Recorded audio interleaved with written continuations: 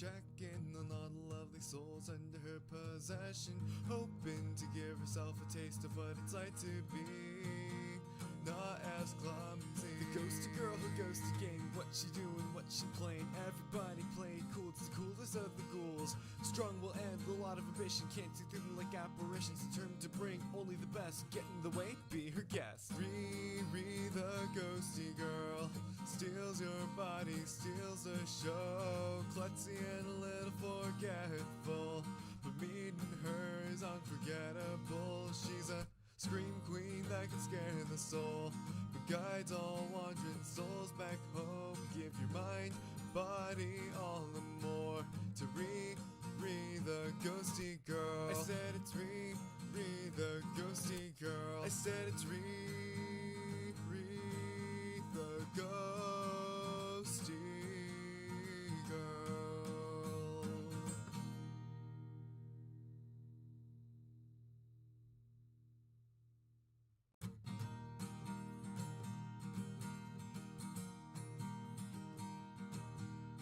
Just a normal day or so we thought. Suddenly lost control, now you're caught. What is going on? Well, can't you see? You're under the control of Riri. The friendly neighborhood ghost is here to check in on all the lovely souls under her possession, hoping to give herself a taste of what it's like to be not as clumsy. The ghosty girl who goes to game. What she doing, what she playing? Everybody played cool, it's the coolest of the ghouls. Strong will end, a lot of ambition. Can't see through them like apparitions. Determined to bring only the best. Get in the way, be her guest. Riri, the ghosty girl, steals your body, steals the show. Klutzy and a little forgetful, but meeting her is unforgettable. She's a scream queen that can scare the soul, but guides all wandering souls back home. Give your mind, body, all the more to Riri, the ghosty girl. I said it's Riri, the ghosty girl. I said it's Riri, the ghosty girl.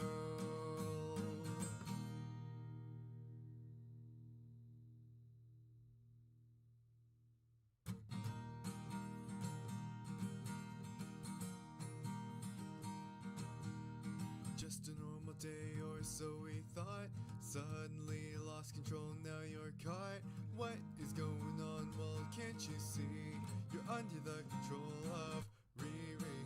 The friendly neighborhood ghost is here to check in on all the lovely souls under her possession, hoping to give herself a taste of what it's like to be not as clumsy. The ghosty girl who goes to game. What she doing, what she playing? Everybody played cool, it's the coolest of the ghouls. Strong will end, a lot of ambition. Can't see through them like apparitions. Determined to bring only the best. Get in the way, be her guest. Riri, the ghosty girl, steals your body, steals the show. Klutzy and a little forgetful, but meeting her is unforgettable. She's a scream queen that can scare the soul, but guides all wandering souls back home. Give your mind, body, all the more to Riri, the ghosty girl. I said it's Riri, the ghosty girl. I said it's Riri, the ghosty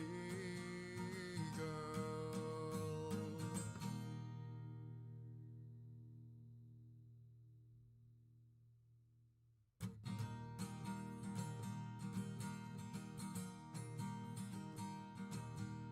Just a normal day or so we thought. Suddenly lost control, now you're caught. What is going on? Well, can't you see? You're under the control of Riri. The friendly neighborhood ghost is here to check in on all the lovely souls under her possession, hoping to give herself a taste of what it's like to be not as clumsy. The ghosty girl who goes to game. What she doing, what she playing? Everybody played cool, it's the coolest of the ghouls. Strong will end, a lot of ambition. Can't see through them like apparitions. Determined to bring only the best. Get in the way, be her guest. Riri, the ghosty girl, steals your body, steals the show. Klutzy and a little forgetful, but meeting her is unforgettable. scream queen that can scare the soul, but guides all wandering souls back home. Give your mind, body, all and more to Riri the ghosty girl. I said it's Riri the ghosty girl. I said it's Riri the ghosty girl.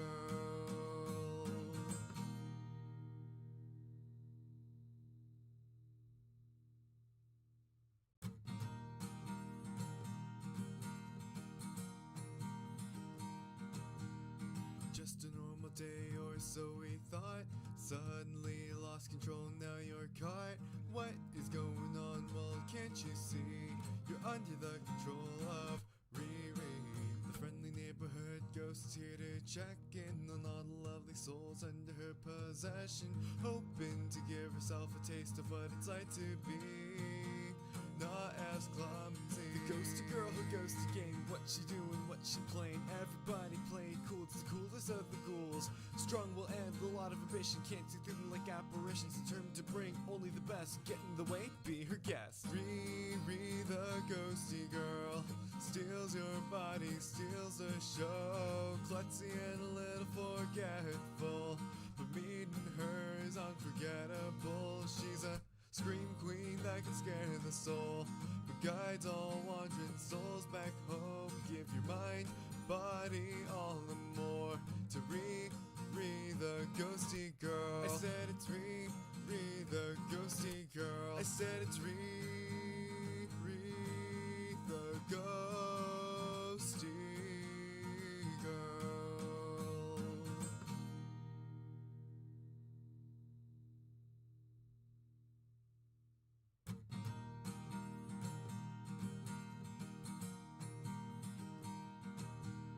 Just a normal day or so we thought. Suddenly lost control, now you're caught. What is going on? Well, can't you see? You're under the control of Riri, the friendly neighborhood ghost here to check in on all the lovely souls under her possession, hoping to give herself a taste of what it's like to be not as clumsy. The ghosty girl who goes to game. What she doing, what she playing. Everybody play cool, it's the coolest of the ghouls. Strong will end, a lot of ambition. Can't see through them like apparitions. Determined to bring only the best. Get in the way, be her guest. Riri the ghosty girl. Hello, ghosties! Hello, everybody. Hello, Flip. Thank you for being the first soul. Hello, Aegis. Hello, Tsuki. Hello, Rai. Hello, Heka. Hello, Amelia. How are you guys? Hello, YouTube. Hello, Twitch. Hello, everybody. Happy Tuesday. How are you? How are you doing? Welcome, welcome. I'm so proud of you for getting through the day, and now here we are. I am a bit sore. I'm a little sore. I'm a little tired, but you know, who's not tired these days? Literally everybody's tired these days. Okay, I was like, I'm suddenly so afraid that my mic is not working, but it is. But yeah, we got some Valentine's themed streams this week. Today, we're gonna explore romance in Warhammer. And actually, Kopek on Discord linked this video, and it's like perfect for today. So we're gonna watch the one I've never watched before, so hopefully they're interesting. And hi, Crafting, how are you? And then we will, on Thursday, do co-working.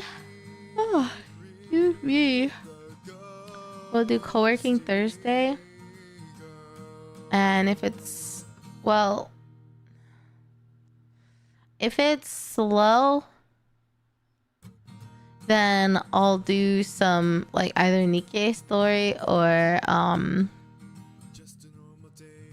we'll like discuss I don't know, like am I the assholes on Reddit or something that are romance related, because I've been wanting to do something like that anyway.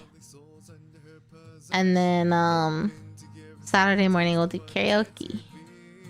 Yeah. Valentine's karaoke, which is just love song karaoke, which I've done before. It was like a tradition I was doing, but I didn't do it last year for some reason. I don't know if like I just wasn't feeling it or what, but hello Melisai. But yeah, today though, I don't know if anyone is familiar with this person. Live from the Black Library.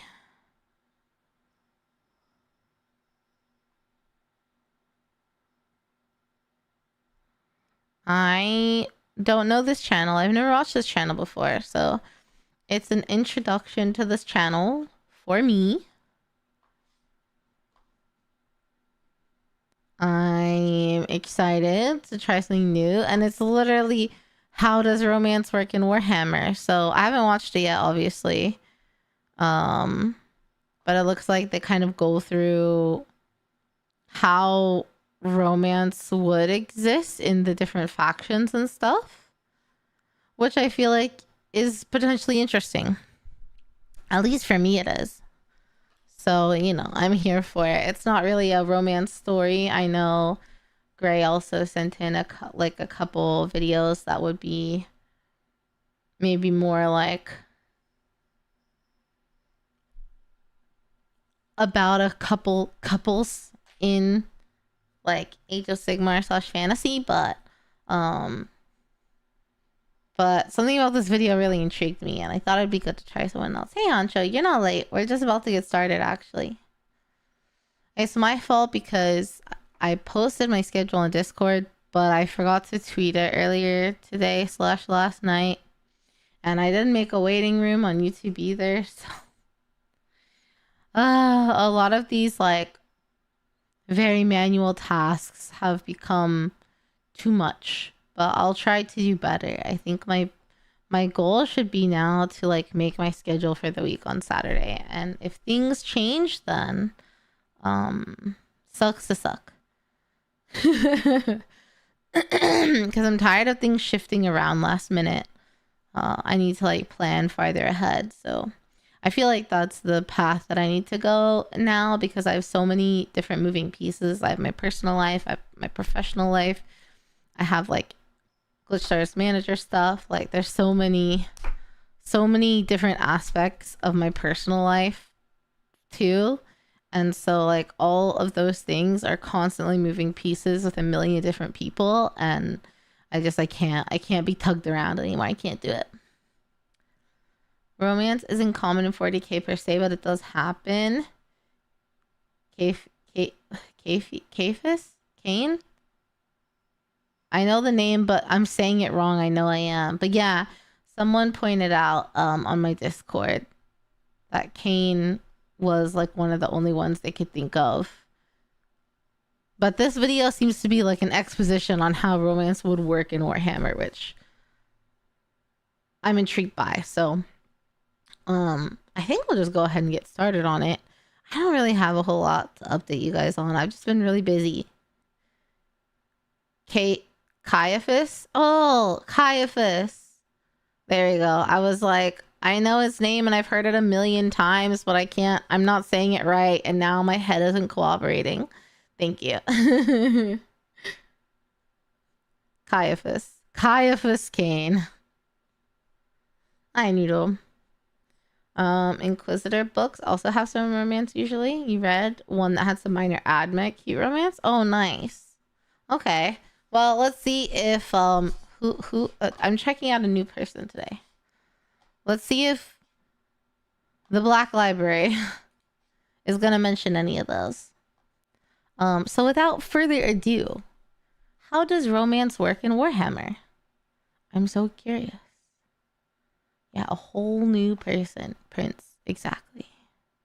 This video is brought to you by Private Internet Access. Keep watching to find out how you Hell can yeah. get 83% off the best VPN around, as well as 4 We months of do TIA love for free private and a 30-day internet money-back access. guarantee. When you think Warhammer, romance is probably one of the last things you're thinking about.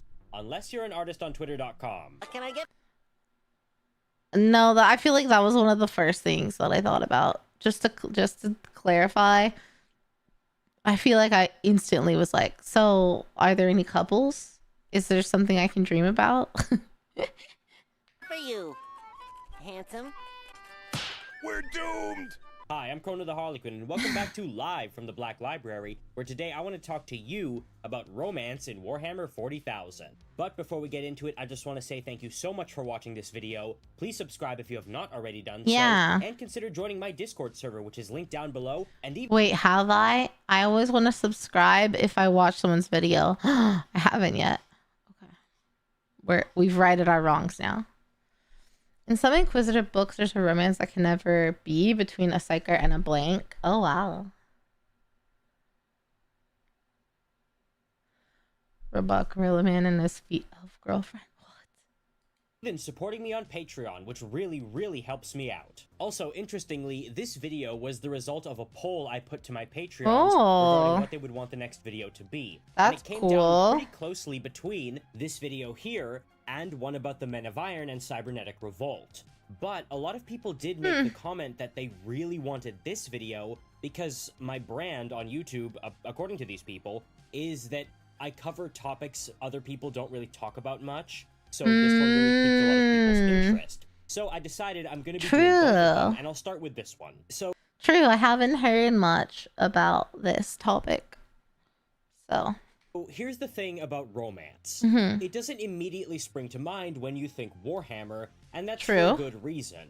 Most of Warhammer is focused on, well, war. Right. But there is a long history of war stories having romantic elements, and Warhammer really is no different. However, in a lot of other stories, love is depicted as a driving force. It's a source of hope for the characters therein, a reason to keep going through the horror. But in Warhammer, as you'll see, love, generally speaking, is used as a way to make things worse.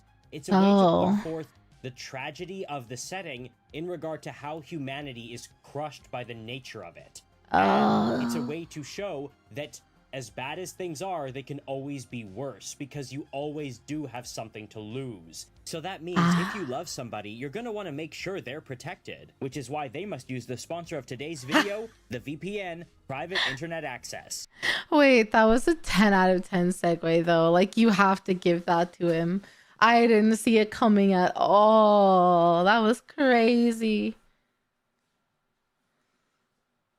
The Drukhari even have some love debacle in some books. Okay. Not really romance, but sticking with the theme of having people that like each other. You put in a video, how to make allies and control enemies. Okay. I don't think I'll have time today, but it doesn't mean I won't another time.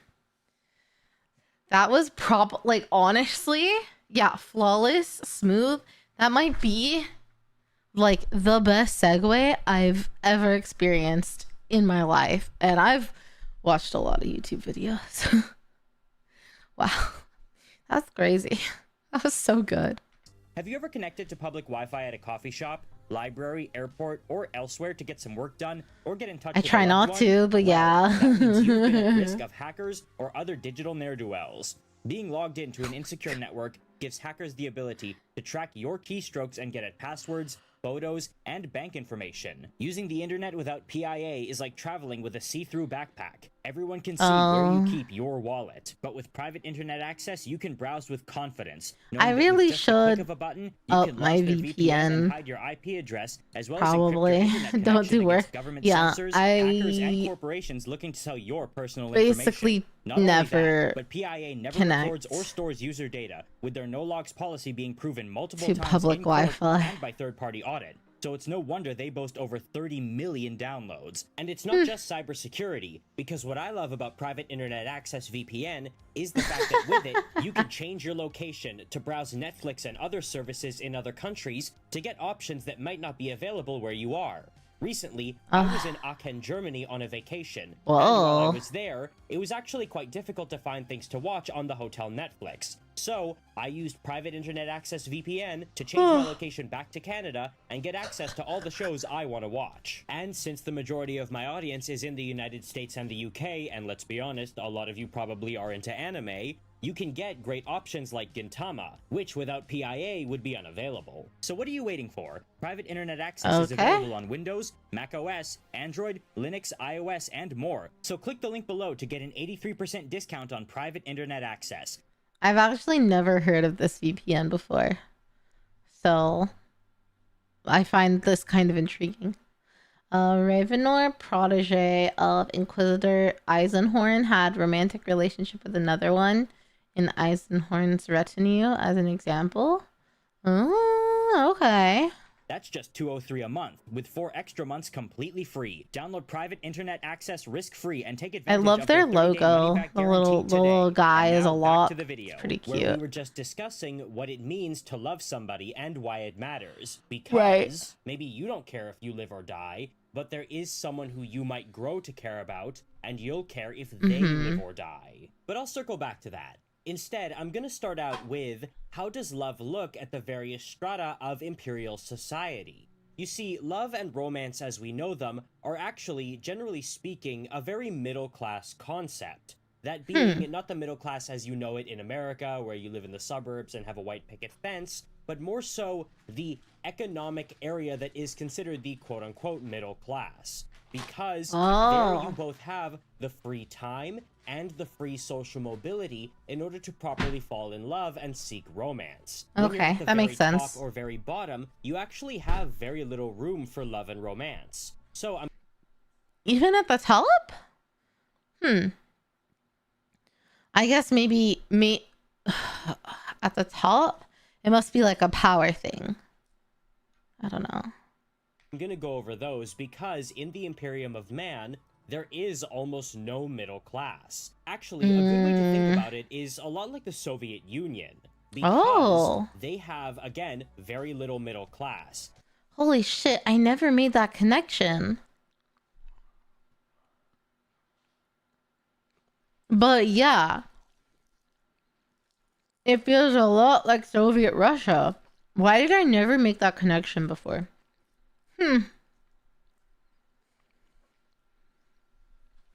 At the top, I imagine you're too vain or power hungry or narcissistic for actual love. I guess it depends on how top you're saying. If it's like a Space Marine top, because they're like kind of a peak of humanity in some form, right? If it's like Space Marine top, then I'm sure there's some of that. But if you're thinking like, I don't know, like named characters, like, I don't know. Google Space Marine top. What'll come up there? You think of top more like nobility, yeah. I'm probably thinking of a wider branch for top. More like aristocracy. True. Also, hi, Matt.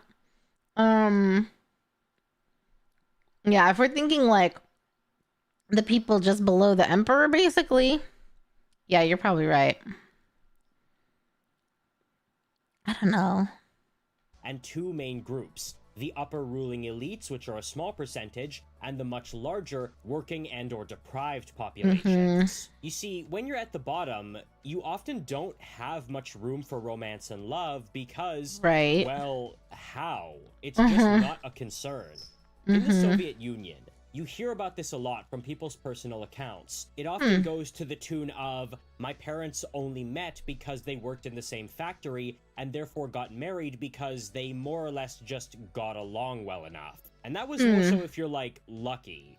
Because if you weren't lucky, it was more to the tune of, my mother is miserable and depressed, My father is a drunk. I haven't spoken to my brother in years because Oh, he's in shit. Berlin as part of the Stasi, but I don't have much time to think about it because I have work tomorrow. And when you read Right. about people who live their lives in the hive cities, that is often what it sounds like.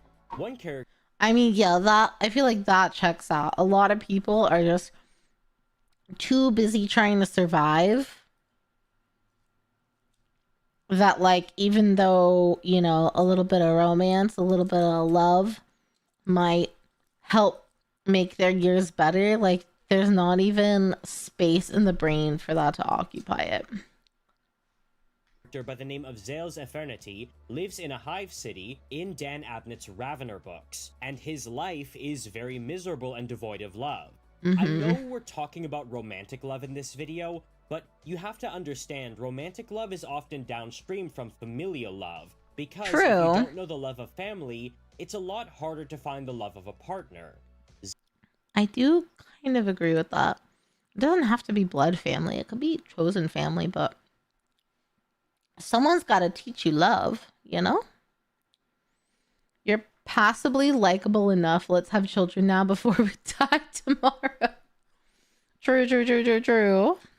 Zales has an older sister who is hooked on drugs, and is in fact so addled by them, she only refers to him initially as just little brother, but then devolves to just calling him little, with her only affection towards him being when he can get her more stuff. And his mother is not at all much better. His father is completely absent, likely having just run off somewhere else in the hive, or having died in one of a million different ways. So, how could you expect someone like Zales to properly fall in love, since he doesn't know what that looks like? And let's talk about his mother for a second. She is a ruined woman, with her husband wholly not present. Did these people ever really fall in love in their pathetic manufactory lives? I doubt it. What's more likely is she just ended up getting pregnant because there was nothing else to do, and they thought, well, I guess we should live together now, and that's how Zales and his sister came about. You see, when people... I mean, that makes sense, right? People are just doing it to do it, and then sometimes you have the consequences of doing it, you know? I have a feeling protection. I have a feeling banana wrappers were not very accessible, or they don't exist over there. Hi, Lily. Oh, you got your first dress? That's awesome. I hope that you love it and you wear it proudly.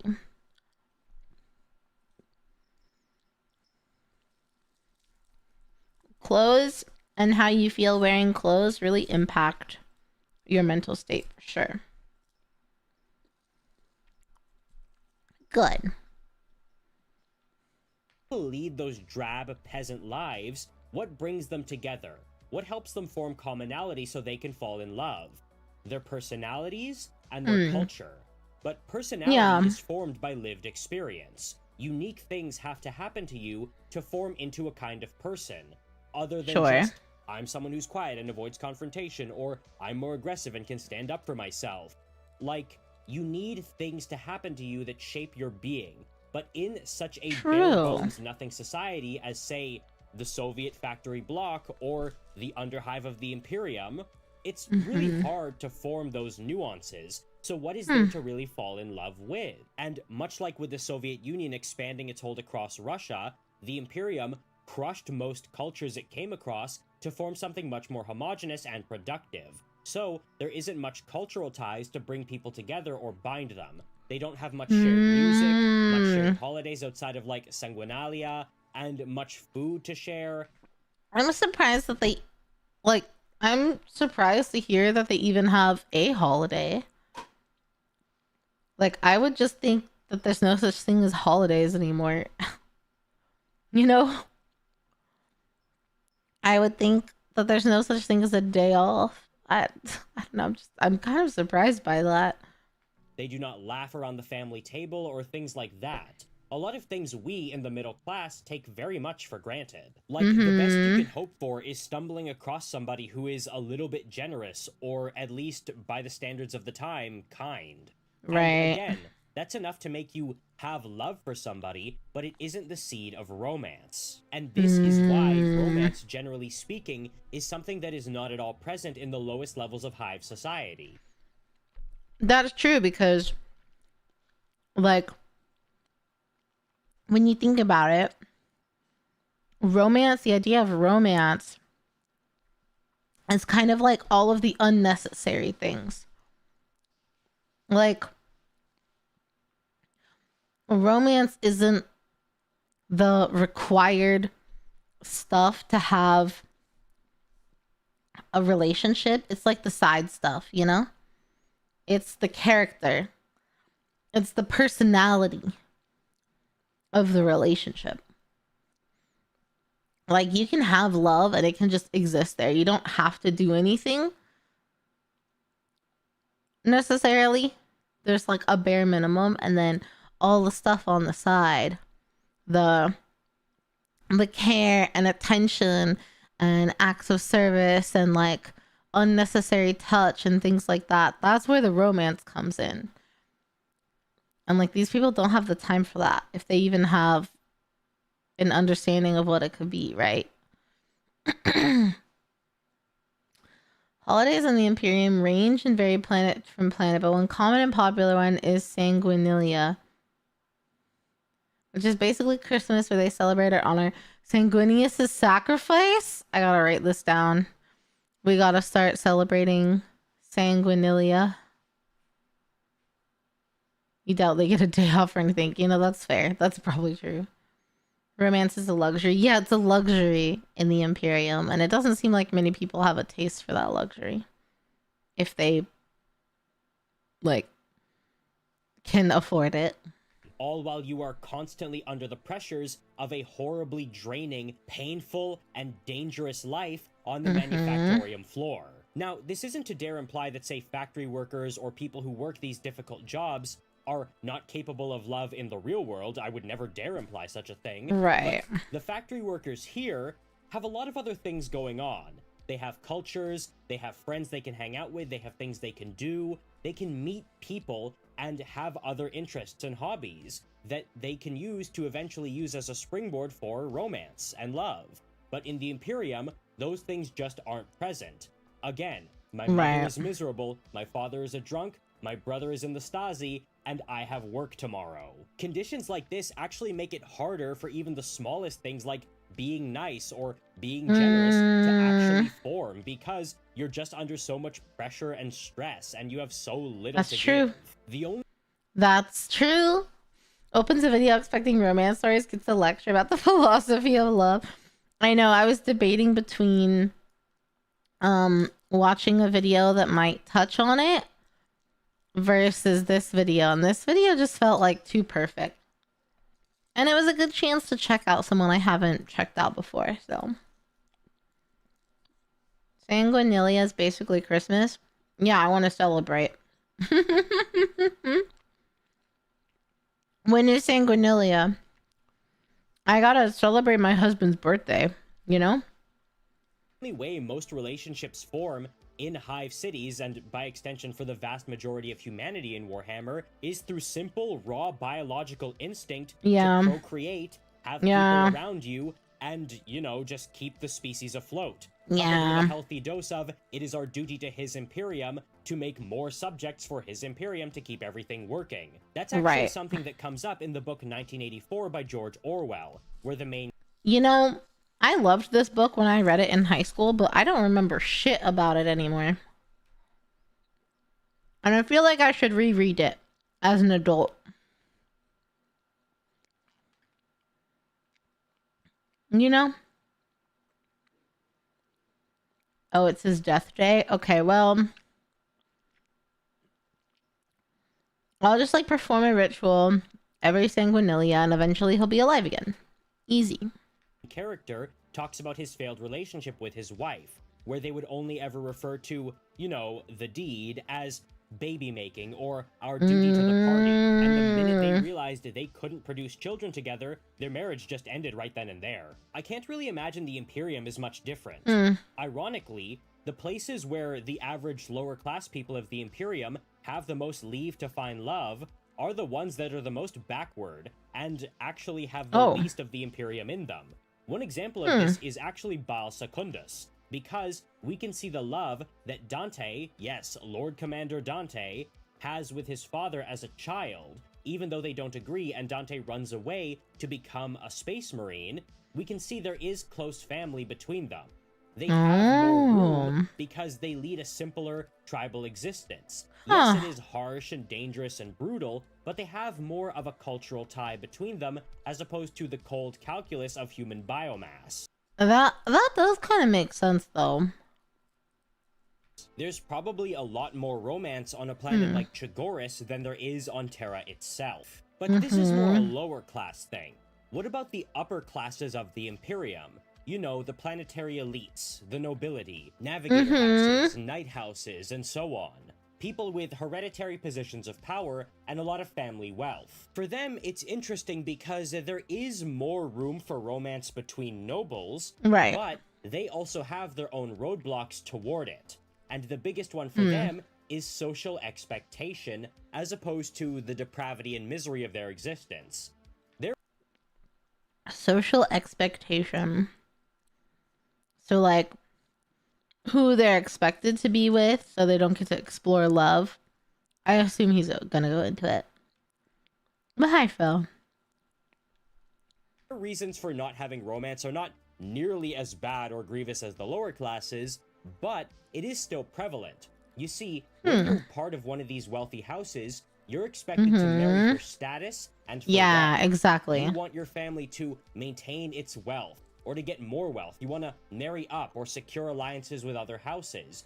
Like a normal rich person thing, you know? You want to keep the bloodline strong in a warrior house if you're, say, a knight pilot, and so on. And if you fail to do that, you will disgrace the family and might find yourself on a short list for a very bloody accident. So, you again cannot really spend much time looking into romance or falling in love. But it does happen. And you are more likely to eventually fall into love if you have a good relationship with someone who ticks the societal boxes, as opposed to someone in a manufactory where you wouldn't even have the time to really get to know the other person you have kids with because you both have work and are miserable and might be on drugs. However, just the casual at the very end, and you might be on drugs. Like, yeah, you're miserable and you work all the time, so you probably won't be able to explore and, like, look for love. Oh, and also you might be on drugs, so, like, that could impact it too. Oh my gosh.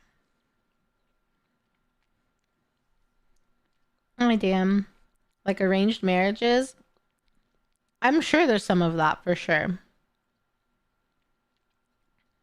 However, it should be noted that the majority of people we see in relationships in noble houses tend to be pretty miserable. They were often brought into marriages for, again, social reasons, either as climbing or social maintenance, and as such are not happy with their partner. Instances like this are noblemen whose wives are just obsessed with, you know, money and jewels and parties, you know, real stereotypical Marie Antoinette types, while they themselves just... I know this isn't the point, but this design is fucking sick. Like, steampunk mixed with Victorian. It's so cool. High key obsessed. With a crotch AC, you'll never have oh my god, the inner thigh sweat, the thigh rub. It won't happen anymore. It does look like it's out of a Dracula film, huh? Neo-feudal. It's very cool. Very cool. Like, I love this. Prescribing recreational drugs is very common. I don't doubt that. My girlfriend told me she wanted to be treated like a princess, so I married her off to a stranger twice her age to strengthen my alliance with France. Oh my gosh. don't really care about what their wife has going on and just kind of get dragged along to whatever party or ball or what have you, while they themselves are more concerned with like their position as a master of a ship or as a wealthy merchant. Or we get examples of, say, very intelligent, devious, scheming wives who are married to these dumpy, dumb men who have no idea how to like protect themselves socially and who are just like kind of a hindrance to their wives' social climbing schemes. And I don't think I've seen many pictures of Warhammer Nobility then, because like this is a 10 out of 10 design. I'm high-key obsessed. They're only in that marriage because their husband had money. Again, ironically, much like with the lower classes, the best case scenario for them is usually getting married to someone they get along with and can work with as kind of a friend slash partner, as opposed to someone they're deeply romantically invested in. Again, it's not to say that it can't happen, and a healthy romantic relationship for both the lower and upper classes is probably not going to look too dissimilarly from people who have such relationships in our own timeline, right? But it's a lot rarer compared to the real world. Like, we're in a bit of a relationship crisis apparently here in the Western world, so if you think it's hard finding a date as somebody who works a 9 to 5 either in retail or at a desk job in an office, imagine how hard it is when you work for the administratum. So if you are looking for yeah, you know, he has a good point. Like, everyone's complaining about finding dates on these apps and stuff, but it could be worse. It definitely could be worse. Nobility elements don't show up in the standard army versus army type narratives. You have to delve into the Warhammer 40k tabletop RPG books. I see. Just the aesthetic is cool. Like, I would just look at the aesthetic more. Romance in your life in the Warhammer universe, what's the best career path to go into?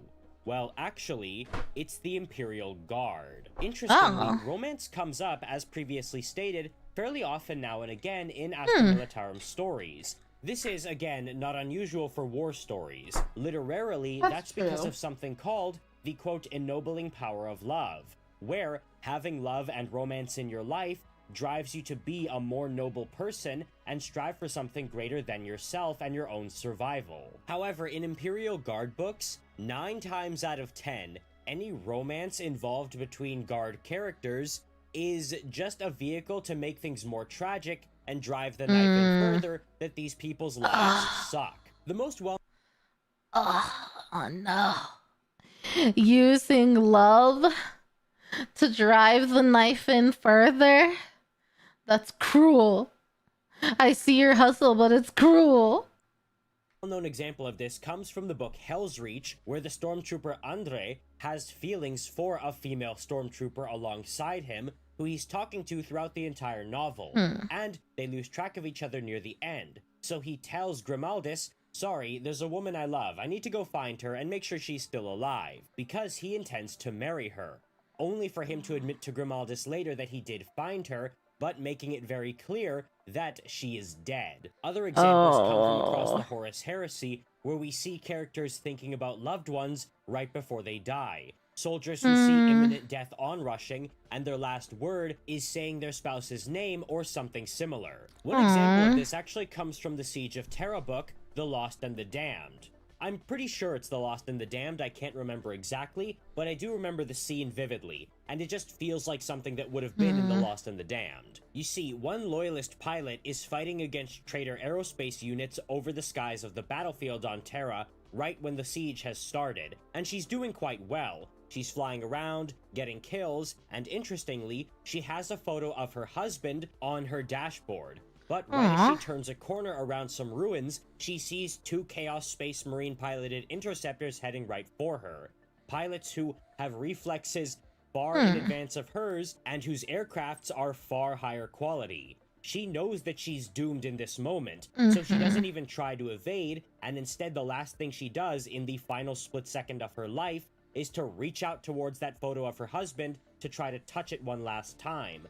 but Aw. she doesn't even get that far, Ugh. with her plane being blown up before she can touch it. It's just Ugh. a small scene in the grand scheme of things in the Siege of Terra, but Wow. this one really stuck out to me so much for some reason. Also, it's fairly common for people in the Imperial military, and I say Imperial military because it is a lot wider than just the Astra Militarum, to have feelings for their comrades, but not be able to act on it for reasons of duty. One example... That's so tragic. She just wants to, like, touch him one more time. It gets fucking blown up before she can even do that. I mean, I guess, like, if she's blown up, it was probably pretty instantaneous, right? Probably. Copium.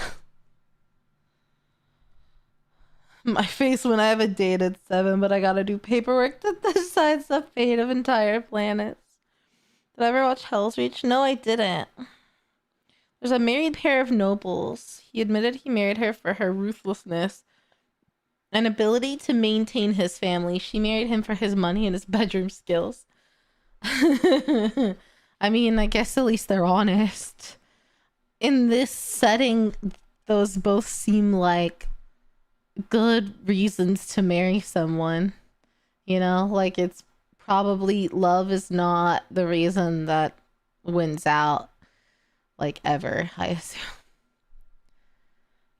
You should watch it. I don't even remember what it is. Comes from the book Honorbound, where a female commissar and a male stormtrooper do have feelings for each other, but can't act on it, because duty takes precedence. Right. And for people in the higher levels of the military, feelings like that are just a distraction. Meanwhile, lower ranks in the troops can more likely get away with it. But the question is, why? If life in the Imperial Guard is so hard and soul-crushing, why are they not having the desire for romance and the ability to love crushed out of them like the average hive worlder? Well, it's because life in the Imperial Guard, generally speaking, you know, aside from the fact that you might die and the combat, is not nearly as bad as it is for an average citizen of the Imperium. You get more food, you get more free time, you get actual friends who are not just people who work on the same line as you. You can talk, you can converse, you can actually do things to kill time, like play cards or gossip or drink alcohol to get blitzed in the barracks and so on. You can complain about things together, like how much your commissar is a hard ass or how much the weather sucks and so on. And fighting alongside each other on the battlefield, yes, it is harrowing and you have a really good chance of dying, but it creates unbreakable bonds between people. So I hear. And relying on people so closely as you do to keep each other alive can very easily blossom into true romantic feelings. So if this is true, if it's so much better to be in the Imperial Guard than to just be on a hive city, why doesn't everyone volunteer? You know?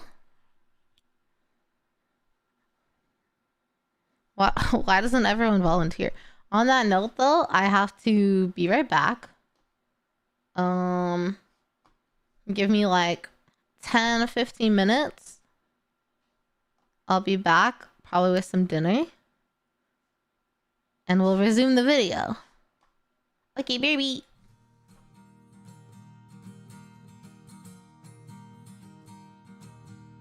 Just a normal day or so we thought. Suddenly lost control, now you're caught. What is going on? Well, can't you see? You're under the control of Riri. The friendly neighborhood ghost is here to check in on all the lovely souls under her possession, hoping to give herself a taste of what it's like to be not as clumsy. The ghosty girl who goes to game. What she doing, what she playing. Everybody playing cool, it's the coolest of the ghouls. Strong will end, a lot of ambition. Can't see through them like apparitions. Determined to bring only the best. Get in the way, be her guest. Riri, the ghosty girl, steals your body, steals the show. Klutzy and a little forgetful, but meeting her is unforgettable. She's a scream queen that can scare the soul, but guides all wandering souls back home. Give your mind, body, all and more to Riri, the ghosty girl. I said it's Riri, the ghosty girl. I said it's Riri,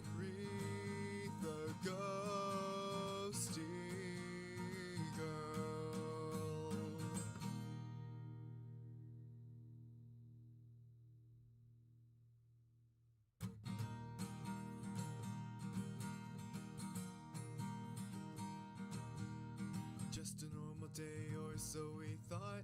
Suddenly lost control, now you're caught.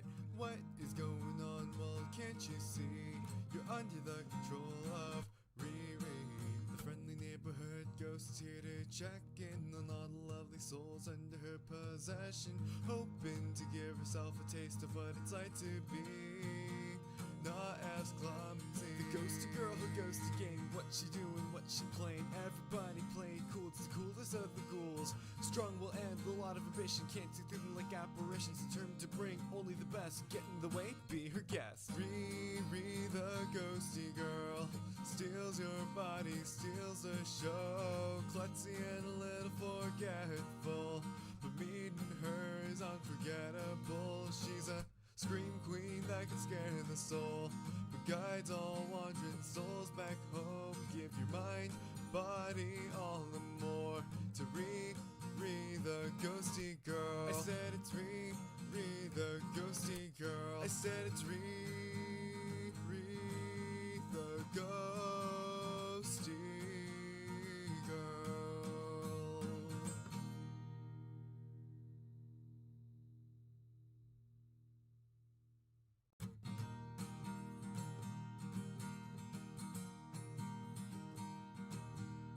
Just a normal day or so we thought. Suddenly lost control, now you're caught. What is going on? Well, can't you see? You're under the control of Riri.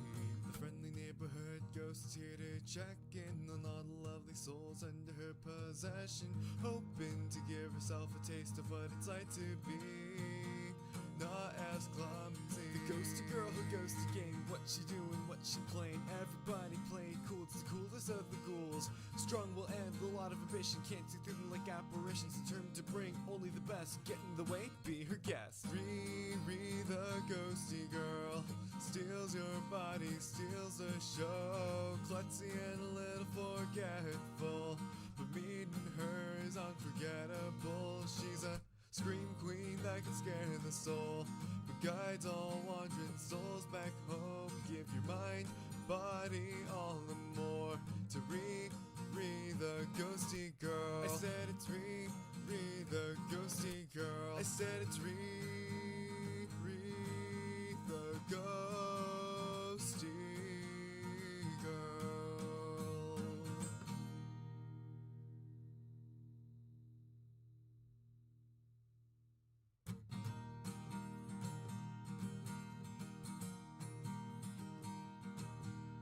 Just a normal day or so we thought. Suddenly lost control, now you're caught. What is going on? Well, can't you see? You're under the control of Riri. The friendly neighborhood ghost is here to check in on all the lovely souls under her possession, hoping to give herself a taste of what it's like to be not as clumsy. The ghosty girl who goes to game. What she doing, what she playing. Everybody playing cool, it's the coolest of the ghouls. Strong will end, a lot of ambition. Can't see through them like apparitions. Determined to bring only the best. Get in the way, be her guest. Riri the ghosty girl steals your body, steals the show. Klutzy and a little forgetful, but meeting her is unforgettable. She's a scream queen that can scare the soul, but guides all wandering souls back home. Give your mind, body, all the more to Riri the ghosty girl. I said it's Riri the ghosty girl. I said it's Riri the ghosty girl.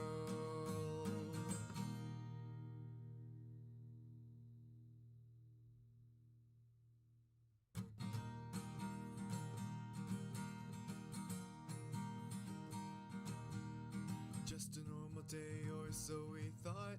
Suddenly lost control, now you're caught. What is going on? Well, can't you see? You're under the control of Riri. The friendly neighborhood ghost is here to check in on all the lovely souls under her possession, hoping to give herself a taste of what it's like to be not as clumsy. The Ghosty girl who goes to game. What she doing, what she playing. Everybody play it cool, it's the coolest of the ghouls. Strong will end, a lot of ambition. Can't see through them like apparitions. Determined to bring only the best. Get in the way, be her guest. Riri the ghosty girl steals your body, steals the show. Klutzy and a little forgetful, but meeting her is unforgettable. She's a scream queen that can scare the soul, but guides all wandering souls back home. Give your mind, body, all and more to Riri the ghosty girl. I said it's Riri the ghosty girl. I said it's Riri the ghosty girl.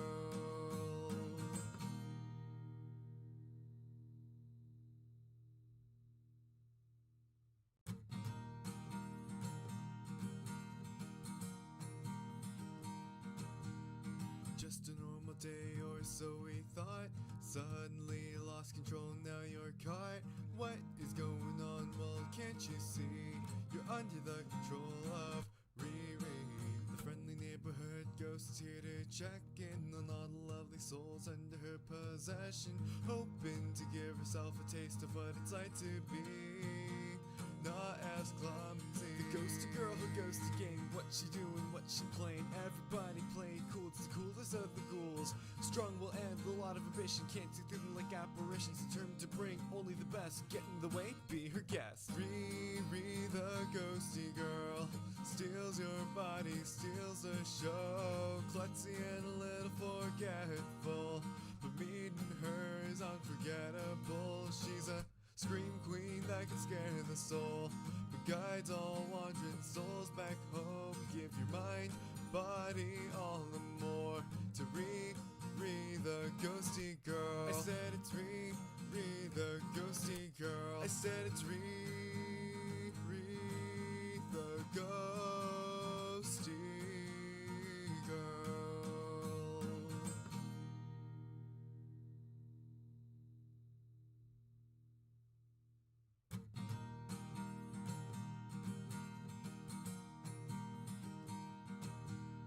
Just a normal day or so we thought. Suddenly lost control, now you're caught.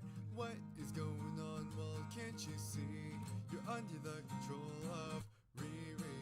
The friendly neighborhood ghost is here to check in on all the lovely souls under her possession, hoping to give herself a taste of what it's like to be not as clumsy. The ghosty girl who goes to game. What she doing, what she playing. Everybody play it cool, it's the coolest of the ghouls. Strong will end, a lot of ambition. Can't see through them like apparitions. Determined to bring only the best. Get in the way, be her guest. Riri the ghosty girl steals your body, steals the show. Klutzy and a little forgetful, but meeting her is unforgettable. She's a scream queen that can scare the soul, but guides all wandering souls back home. Give your mind, body, all and more to Riri the ghosty girl. I said it's Riri the ghosty girl. I said it's Riri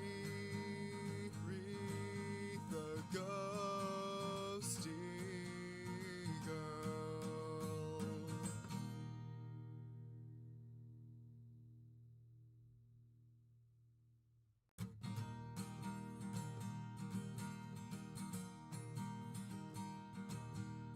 Just a normal day or so we thought. Suddenly lost control, now you're caught. What is going on? Well, can't you see? You're under the control of Riri.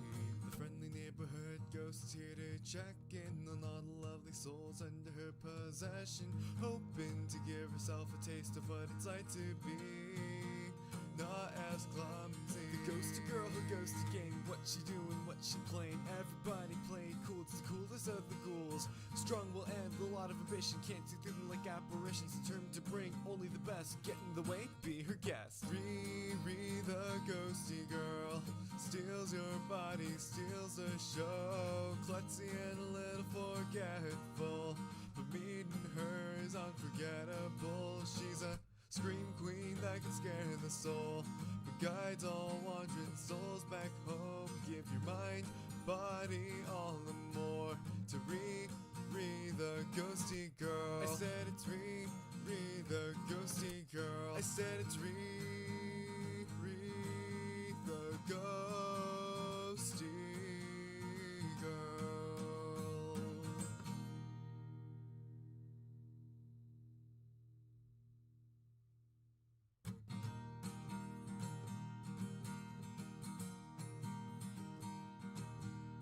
Just a normal day or so we thought. Suddenly lost control, now you're caught. What is going on? Well, can't you see? You're under the control of Riri. The friendly neighborhood ghost is here to check in on all the lovely souls under her possession, hoping to give herself a taste of what it's like to be not as clumsy. The ghosty girl who goes to game. What she doing, what she playing. Everybody playing cool, it's the coolest of the ghouls. Strong will end, a lot of ambition. Can't see through them like apparitions. Determined to bring only the best. Get in the way, be her guest. Riri, the ghosty girl, steals your body, steals the show. Klutzy and a little forgetful, but meeting her is unforgettable. She's a scream queen that can scare the soul, but guides all wandering souls back home. Give your mind, body, all and more to Riri, the ghosty girl. I said it's Riri, the ghosty girl. I said it's Riri, the ghosty girl.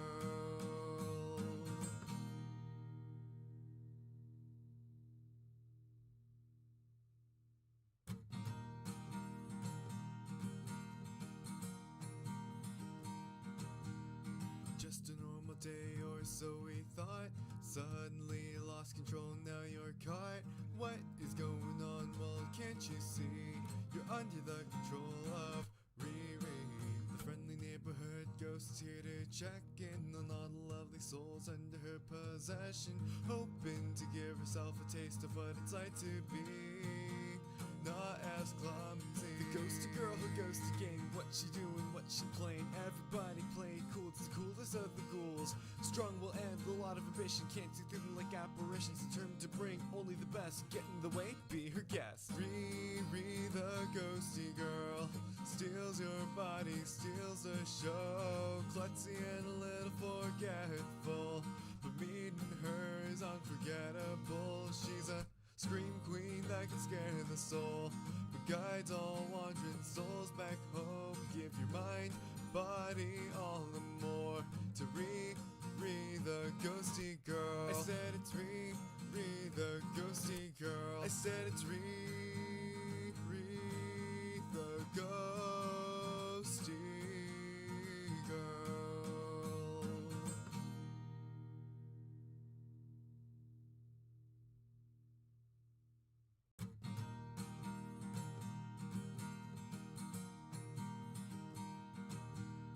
Just a normal day or so we thought. Suddenly lost control, now you're caught. What is going on? Well, can't you see? You're under the control of Riri. The friendly neighborhood ghost is here to check in on all the lovely souls under her possession, hoping to give herself a taste of what it's like to be not as clumsy. The ghosty girl who goes to game. What she doing, what she playing. Everybody playing cool, it's the coolest of the ghouls. Strong will end, a lot of ambition. Can't see through them like apparitions. Determined to bring only the best. Get in the way, be her guest. Riri, the ghosty girl, steals your body, steals the show. Klutzy and a little forgetful, but meeting her is unforgettable. She's a scream queen that can scare the soul, but guides all wandering souls back home. Give your mind, body, all and more to Riri, the ghosty girl. I said it's Riri, the ghosty girl. I said it's Riri, the ghosty girl.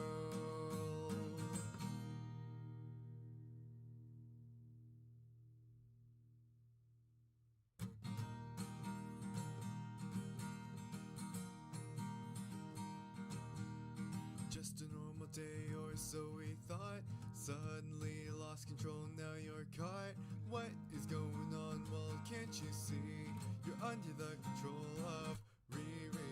The friendly neighborhood ghost is here to check in on all the lovely souls under her possession, hoping to give herself a taste of what it's like to be not as clumsy. The ghosty girl who goes to game. What she doing, what she playing. Everybody playing cool, it's the coolest of the ghouls. Strong will end, a lot of ambition. Can't see through them like apparitions. Determined to bring only the best. Get in the way, be her guest. Riri, the ghosty girl, steals your body, steals the show. Klutzy and a little forgetful, but meeting her is unforgettable. She's a scream queen that can scare the soul, but guides all wandering souls back home. Give your mind, body, all and more to Riri, the ghosty girl. I said it's Riri, the ghosty girl. I said it's Riri, the ghosty girl.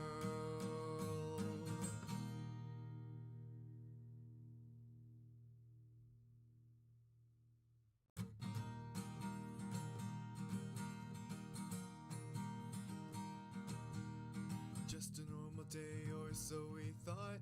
Suddenly lost control, now you're caught. What is going on? Well, can't you see? You're under the control of Riri.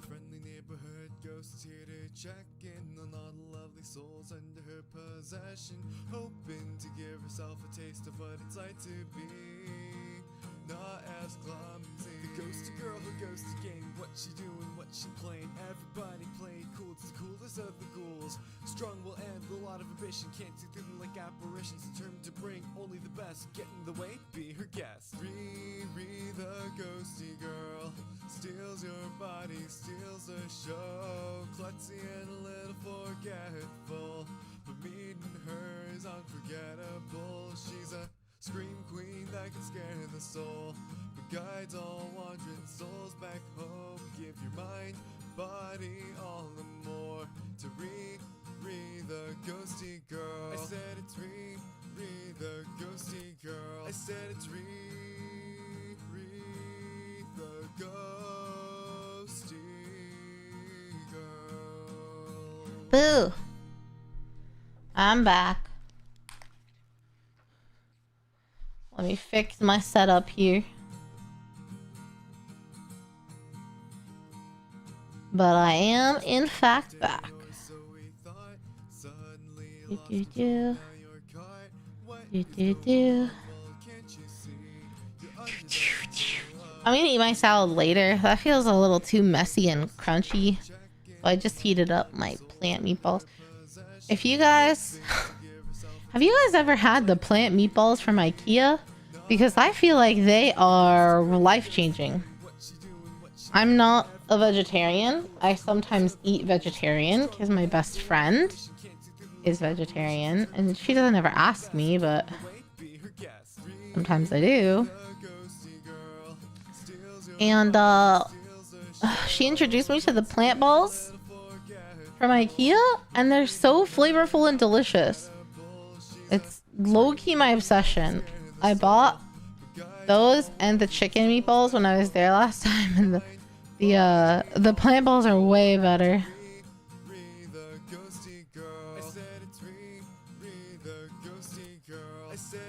Okay, I think we're good. Hello. Hello. Okay, from IKEA specifically. I don't know if there's other plant meatballs that are like just as good, but specifically IKEA's plant meatballs, like I almost like them better than the beef ones. They're so good. They're so good. So as we were saying before I left, it depends on the world. You're still like way more likely to die. So I guess to each their own then for the decision of what's better, a life that might have a little bit of reprieve, but you probably die quicker and more painfully, or a longer life, a guaranteed longer life with little to no joy. Probably no joy. No potential for like a rest or a break or anything. You just work and like that's it. I don't know. That's what it sounds like. It's kind of like the eye of the beholder. Which life will you prefer? Right?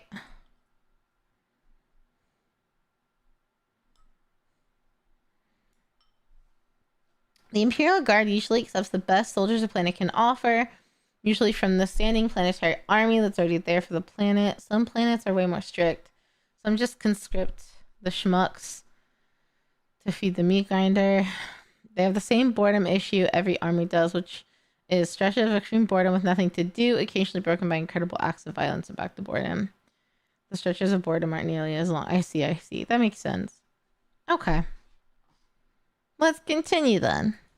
So that mixture of shared commonality, more things going on in your life, and more breathing room makes a job in the Astra Militarum arguably one of the most romantic things you can do in the Imperium. And that's coupled with the fact that people will often be in a bit of a rush and not as choosy when it comes to finding love because of the fact that they could die any minute. That's something that we know of happening in things like World War II, when soldiers would just talk to a nurse and say, hey, so like, we both might die pretty soon, so you want to like get married? And they'll be like, oh, sure. And then you catch up with them and they're still married like 50 years later. There's a big difference between sharing the same drudgery and sharing the same harrowing experience. And it doesn't always have to be between soldiers. One interesting instance comes from the novel Double Eagle by Dan Abnett, where an Imperial pilot who is stationed on a world undergoing a chaos invasion falls in love with what is essentially a local waitress. However, he ends up getting shot down on one of his missions. And you would think, oh, that's another one of those stories where romance is used to make things hurt more. But he actually survives and makes his way back to Loyalist lines, only to discover that he's been mistakenly declared KIA.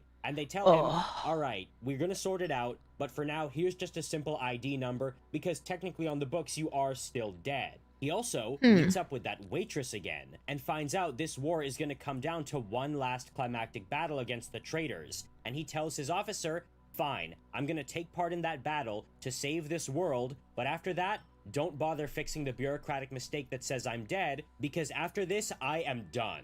With it being clear that he's gonna start a life with that waitress. And his superior, oddly enough, doesn't shoot him right on the spot for saying that because the attack is underway and says, fine, just go. And after the battle, we get a footnote that says that pilot, Oscar, was declared killed in action. Meaning, in a rare instance for 40k, he got his happy ending. Similarly, wait, that's kind of cute. Oh, hi, Evil. Thank you for the resub for 38 months. Okay, Didi, welcome back home. Wait, that story's kind of good, though.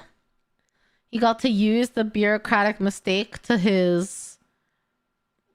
He might... I know we don't know 100%, but I'm gonna choose to believe he got his happy ending. Because it could have been that he did actually die in this fight.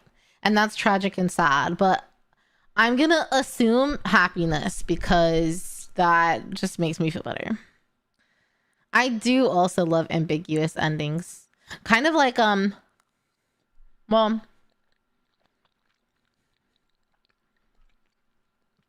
I guess it's not really ambiguous, but I watched Iron Lung. It was the first movie I've seen in like a year probably. And the ending's kind of ambiguous in a way. But I do like an ending where like you can kind of interpret. One of the most famous dynamics that is semi-romantic is that of Caiaphas Cain, the Commissar, and Amberly Vale of the Inquisition, who work alongside each other for decades and very clearly have something going on between them in a way that is very lighthearted and fun. Because Caiaphas Cain stories are a bit of a unique case when it comes to Warhammer. But again, that is an example of romance in Warhammer without really the heavy stuff. And it does involve the Militarum. But it also involves the Inquisition, because Inquisitors are also somewhat prone to romantic plots. But again, theirs do tend to be more tragic. An example of this comes from the Vaults of Terra series, where a Death Cult assassin and a stormtrooper who are in the employ of the same Inquisitor, Erasmus Crowell, are shown to have feelings for each other. Well, it's implied throughout the course of the books that they do, But at the very end, right when they're about to be killed by Drukhari in the webway after a deal has gone bad, the Death Cult assassin says to the stormtrooper, "Our offspring would have been formidable." And they both start laughing as they fight side by side and die together. Oh, that's tragic. But what a fucking line, though. Oh, my heart. Oh, our offspring would have been formidable. Oh, oh, that gets me right here. That's the kind of shit I love. Fuck. That's so good. Because that's really the closest they could get. And side note, that also highlights an interesting thing. A lot of people in the Imperium lack the language of love.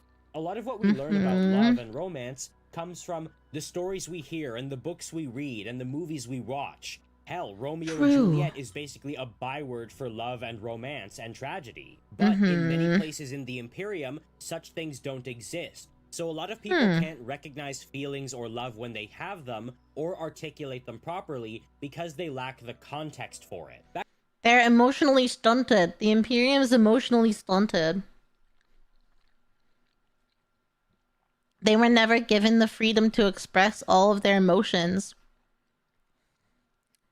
Romantic words, especially from a strong stoic warrior, right in the feels. Exactly. Oh, I'm gonna be thinking about that one for days. Back on track though, another example of things not working out romantically is between Gregor Eisenhorn the Inquisitor and Elizabeth Bequin, the blank who comes into his employ. It is clear they do have feelings for each other, and especially Eisenhorn admits that to himself very much. But they cannot be, because she is a null, that being someone who technically doesn't have a soul, and whose abilities cancel out psychic abilities. And Gregor is, at least weakly, a psyker, but he does become more powerful. So even touching is almost nauseating and uncomfortable for them. So there is a very big block that keeps them apart. But that's not Eisenhorn's only gap. You guys mentioned that one earlier, I think. I didn't realize that actually, like, touching a blank would make you feel that way. It's almost like that person from, what's the thing Wolverine is from? And the doctor in the wheelchair. Why can't I think of what that series is? But it's almost like that girl that has to wear the gloves because she'll, like, kill people she touches or whatever. But, like, then she can touch you through the gloves. I wonder if he could touch her through the gloves. He's had romantic forays with people other than Bequin before he met her. One example is on the world with a woman who was essentially a doctor. You see, she helped him once after his hand got cut off and he needed a new one grown because he hated the augmetic that he got. And they can just grow a new hand? We need to learn from that technology. Yes, it's Rogue and X-Men. That's exactly what I was thinking of. Thank you. He's more comfortable around her even if they both know. He's gotten used to her blank aura. Aww. That's how you know it's real love, because if you literally make someone nauseous and they still want to be around you. But yeah, I understand why it wouldn't work out. It seemed like they were gonna get married at some point because they were that close. But duty called, Eisenhorn left the world and moved on with his life. But he catches up with her later when back on that planet because some of his crew needs help. And he finds out that she kept the clothes that he left at her place ever since then. Stop! That's so romantic. She kept the clothes? She kept his clothes? She probably slept with them, you know? Neatly folded, because some part of her was always hoping that he would come back. She waited for him for decades. Oh my However, god. It is still not meant to be, and even though they do go on some dates and share some tender moments together, if you know what I mean, it doesn't pan out because it's clear to her that he still has feelings for Bequin, and she says, tell her. Be open about it. Don't, like, stew on it forever, man. This here is a mix of both how romance is used as a vehicle for tragedy in Warhammer, but also the classic literary ennobling power of love. I would. Oh, that does suck. She can tell she's the second choice. She can tell he's hung up on his other love. Oh, and she even encourages it. Oh, oh, right in the heart, right in the heart. Goddamn, that's so good. Hello, Cody. Boy smell. That's a candle brand. But yeah, also, you're reading the book right now and she's cool. The doctor he's talking about is cool. I like it. I'm intrigued. Though, like to note, these more overt romantic subtexts in, say, Double Eagle and the Eisenhorn series can feel a little off when it comes to 40k, and that's because the books they're in are fairly old by 40k standards. Double Eagle is from 2004, and the Eisenhorn series is right around the same time. That book is 22 years old. Holy shit. Holy shit. When you put it that way, like if someone told me, oh yeah, this book was written in 2002, this book was published in 2002, I wouldn't have thought about it. But because he said, oh, they're a little older, they're from 2002, it made me do the math. Oh man. The side couple in a manga. Hi, Zara.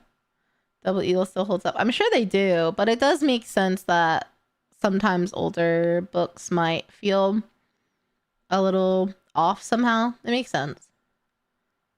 Similarly, in Eisenhorn, by the second novel in his trilogy, one of the people in his employ, a warrior woman, is killed fighting a heretic. And Gideon Ravener, his interrogator, soon to become an Inquisitor himself, is very heartbroken about this because they did love each other. And that heartbreak carries over when, in his own trilogy later down the line, several decades later, a similar-looking warrior woman of the same tribe/clan enters his employ who actually knew that previous warrior woman. And he feels something strongly connecting him to her. But he is now bound to a chair and heavily disfigured. But one of the other members of his retinue ends up striking up a relationship with this woman and keeps it secret from Ravener, not wanting to hurt him. But Ravener does find out and feels deeply hurt by that. But he knows there's nothing he can really do about it. And speaking about Ravener, there is another instance where a woman in his crew falls in love with a Medicae that they take on. A really kind, pious, and retired Astra Militarum medic who is helping them when some of them are injured. Not too dissimilar from what happened with Eisenhorn and his lady friend. But it really seems like those two are going to get married, to the point where Ravener suspects that she's gonna ask to leave his service to start a life with this man. But it comes out later that she knew a member of their team was using dark warp magic that was demonic in nature, but she never brought it up for several reasons. Wanting to protect him, and because a lot of other things happened, and some mind stuff that got messed with, and so on. But when that so many vague reasons for not saying something that sounds really fucking important to the leader of your troop or whatever. Medicae finds out that she was turning a blind eye, at least briefly, to literal demonic incursion, he's disgusted with her and abandons her outright. Things like this in the Dan Abnett Inquisition series, the Vaults of Terra series, and even the first ever Inquisition books by Ian Watson, not even gonna touch what happens in those, really show that romance is far more tragic for members of the Inquisition than even the Astra Militarum, who are more prone to getting at least something resembling a happy ending. So I feel like I don't have anything to say about that. I paused it because I had a thought, and then the thought went, pshoo, and now it's gone forever. all things considered, your best bet if you want to find true love is to join the Astra Militarum. And side note, most of everything I've been saying also does extend to the Imperial Navy as well. I would say, at least in my mind, probably it would be more so because you're more confined to a lot of downtime on the ship. And there's a lot to do on an Imperial Navy vessel. Not just labor, but there's an entire cultural ecosystem because those things have tens of thousands of people. It's like its own... Damn, tens of thousands? It's like a whole ass suburb flying around. Self-contained city. Yeah. So you're gonna have a lot of people you can meet, people to talk to, places to go, things to do, and so on, allowing for a more well-rounded life experience with less direct battle, meaning it's easier to form romantic relationships and find partners. However, Makes sense. this is only for the Guard and the Navy, and doesn't apply to other branches of the Imperial military. As mentioned, stormtroopers just don't have time for that. And that applies doubly so to the Adepta Sororitas.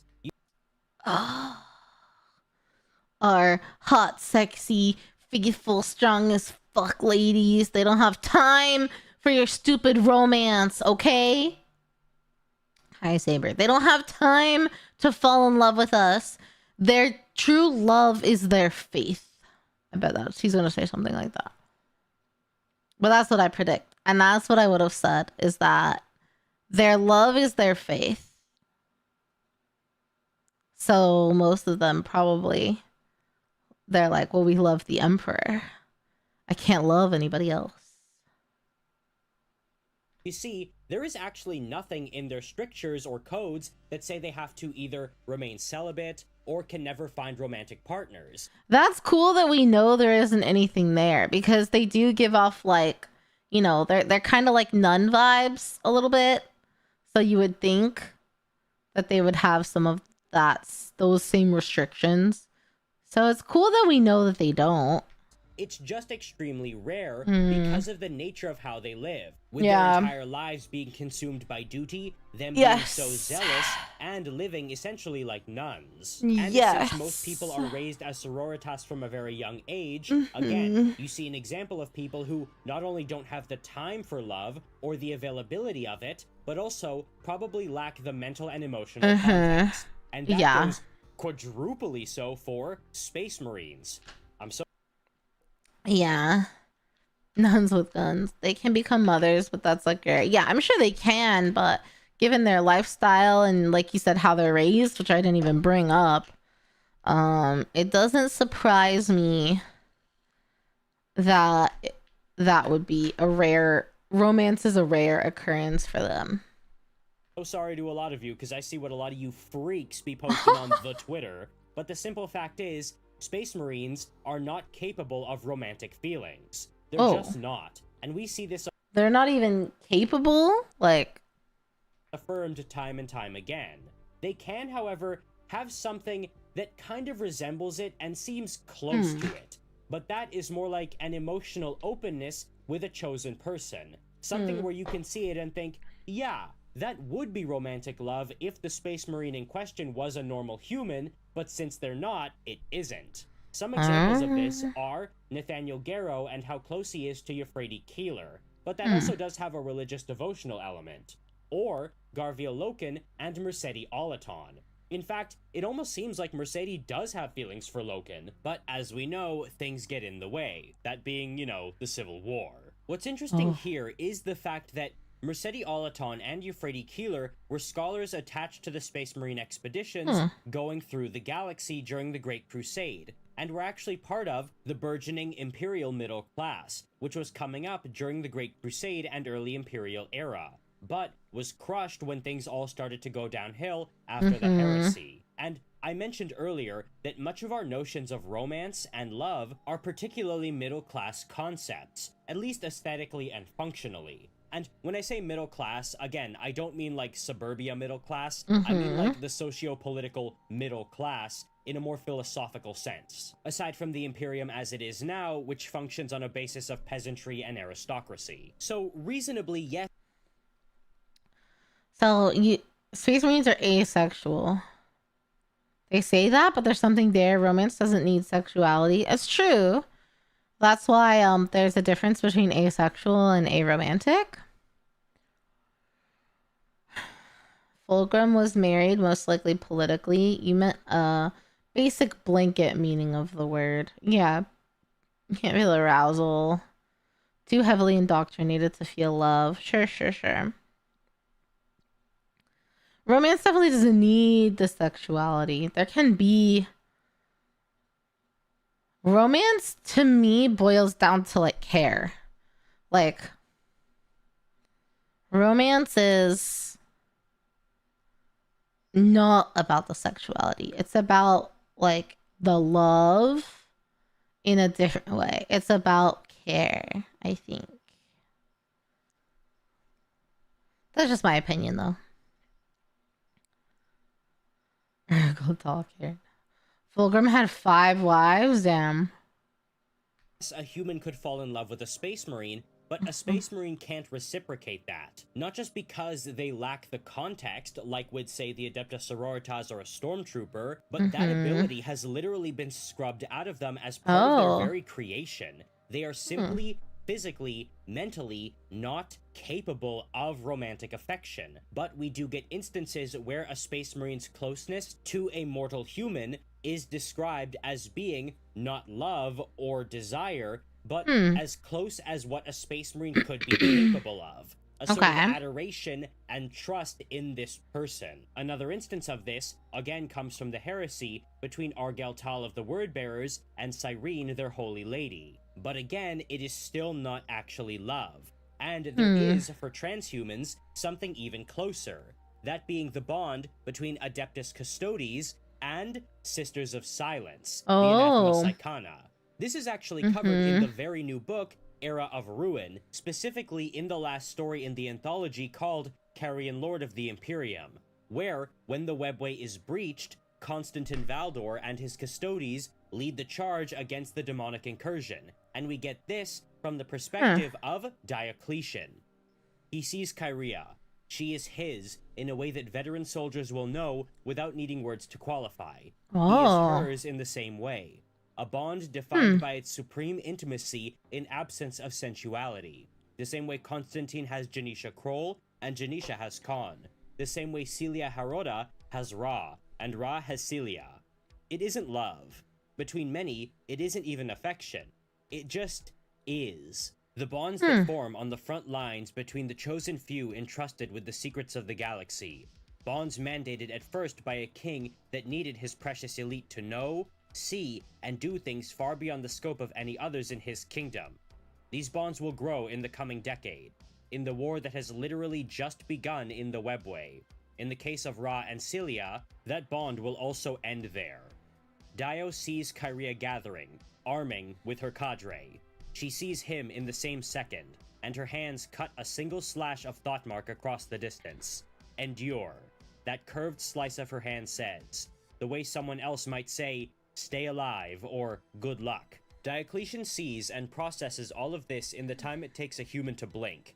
And there, at the heart of this madness, is the Emperor. Interestingly, we can see a bond like this form between a custodian and a Sister of Silence, I forget their names unfortunately, in the Watchers of the Throne books. So it almost seems like this is almost like a baseline thing for them.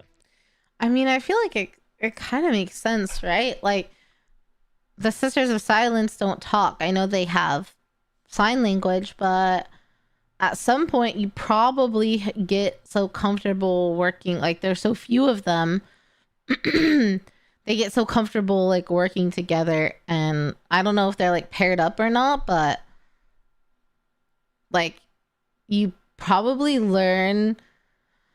I'm thinking like from a human standpoint, if someone doesn't talk and you're around them a lot, you probably notice more of their body language and their movements and what that means and what it means that they're trying to say. I don't know. But when you eliminate like one way to communicate, I think you pick up on other ways a little bit more than you would normally. But Nurgle has the elven goddess of life, Isha, in his garden. Whenever he makes a new disease, he feeds it to her to see the results. Oh, that sounds horrible. Is Isha okay? She's like trapped, right? He genuinely loves her, and he believes because she recovers from his diseases that she genuinely loves him. She's for sure like trapped, right? Oh God. Oh God. That's horrible. Oh my God. A story about a space marine or Grey Knight washing next to a female soldier and not understanding why she kept looking at him. In that same story, if I remember correctly, she thought, what a waste of a good-looking man. Oh my gosh. Diocletian is a custodes known for his profound lack of tact. That's funny. Being around someone creates affection. True, true. Hi, Entitled. Yeah, she's not okay. She's very not okay. Justice for Isha.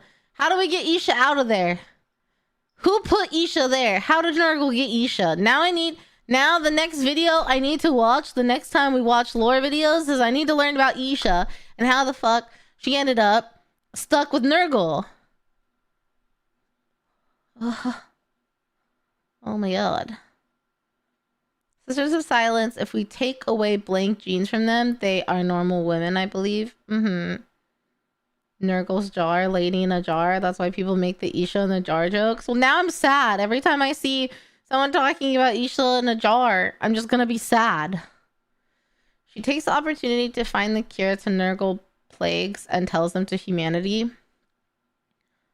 So she's making lemonade out of a lemon.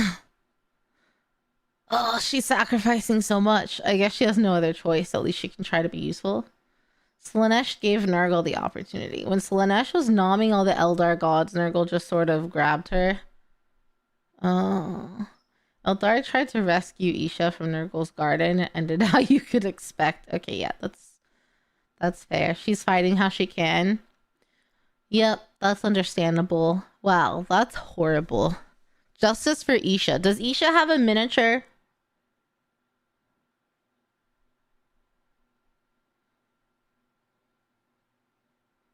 My brain is imagining so many different things.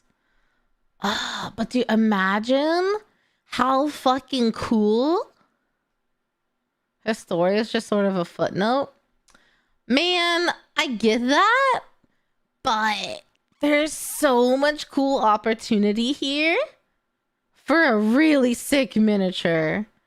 Right? Are you guys picturing what I'm picturing? Because, like, you could have, like, two folds. Like, Isha before capture, but, like, Isha in captivity in Nurgle's garden would be the coolest fucking miniature. Like, think about how he would entrap her there.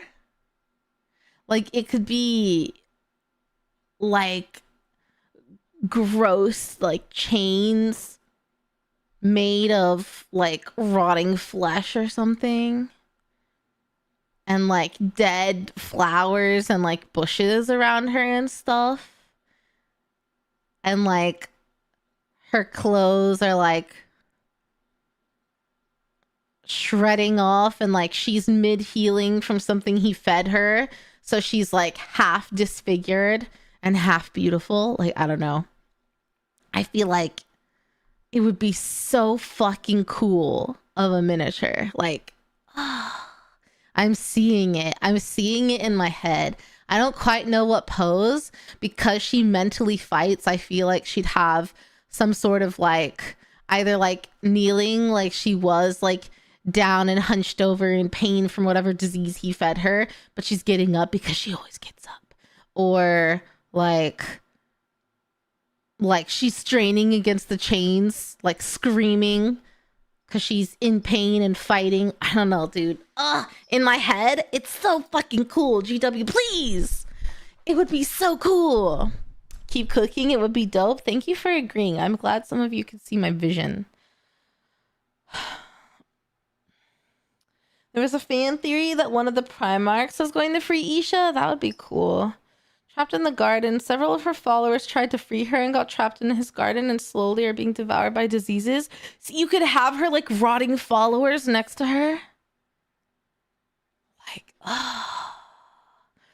It was like a 2,000 word essay on how and why a Primarch would free her. 40k Isha manga opportunities would be pretty lit, right? There's opportunity there, GW. It was a footnote. But, like, look at how many people in my little chat were like, Isha. And know exactly who we're talking about. There's opportunity. They're missing out on opportunity, I think. I'm gonna go send my little idea Dear GW, please, please, pretty please, make a sick as fuck miniature for Isha, the elven goddess of whatever the fuck she's the god. I don't even know. Here's a rough sketch. Let me type out my idea for you. Free of charge. Here you go. I just want to be able to build and paint it and display it because I think it would be sick as fuck. Best. Riri. An Eldar god would also just be too powerful to be playable. No, but she's captured. She's trapped. So she's like not so powerful because she's contained, you know? She'd be like wit stat or something because all she can do is like mentally give you cures.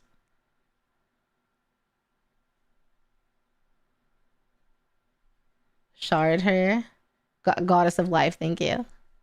Eldar aren't the Nepo babies that you'll not. I mean, I don't expect it. I just like the more I'm spiraling the idea in my head, the more I'm like, this would be so cool. Anyway, there you go, GW. There we go, Warhammer community. If 10 years from now, an Isha miniature comes out, think of me. I'm calling it. This is the long-term kit bash diorama project for you. Truly it is. Truly it is. I need to find a model, a miniature that would be a good like base model. And kit bash with other things and then sculpt and then we'll have our Isha. And then I'll win Golden Demon. Okay, how many years will it take me, chat? How many years will it take me? I'm kidding. And then put it in a jar. I mean, yeah. Display it in a jar, I guess, would be the right thing to do.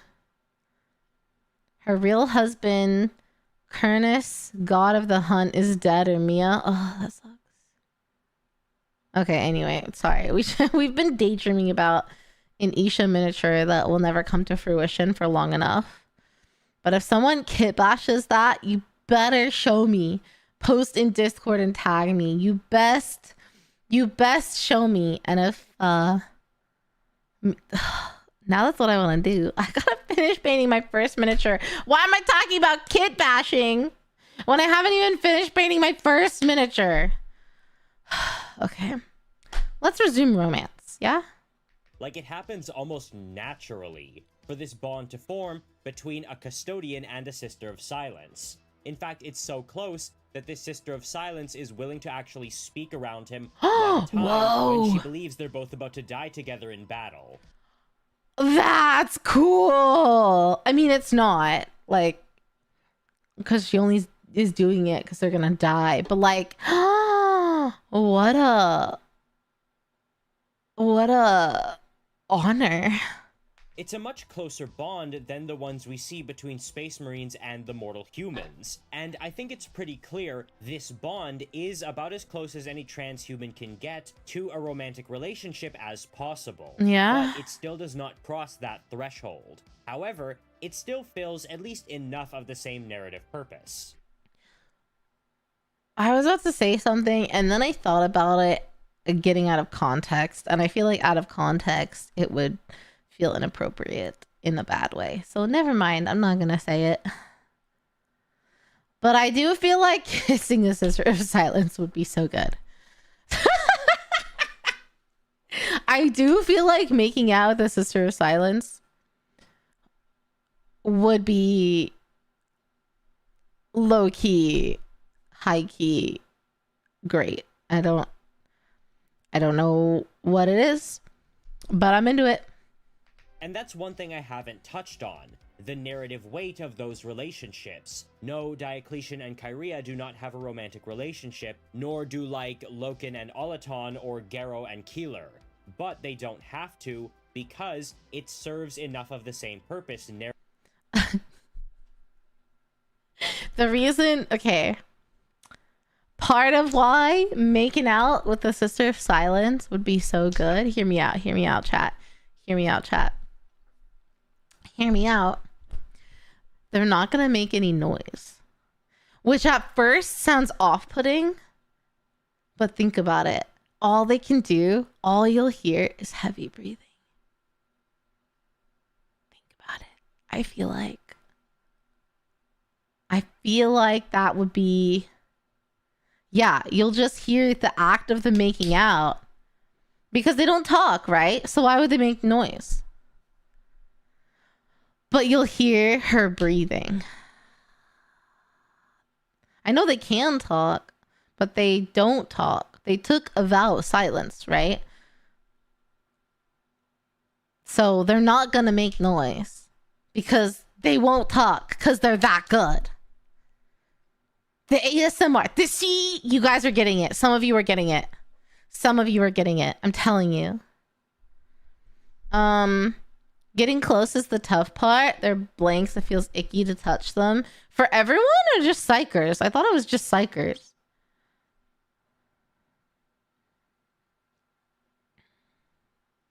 They make noises, do they? The problem is I hate other people making out for everyone. Yeah, I mean, like, okay, when you think about making out, like, if you're just thinking about the act of making out, it doesn't sound great. But the act of doing it and hearing hearing the heavy breathing and hearing the effect you have on someone is hard to argue with. Oh, everyone feels it? Oh, see, I thought it was just psychers. What about a fellow blank? A blank would feel fine with a blank, right? Or do blanks also?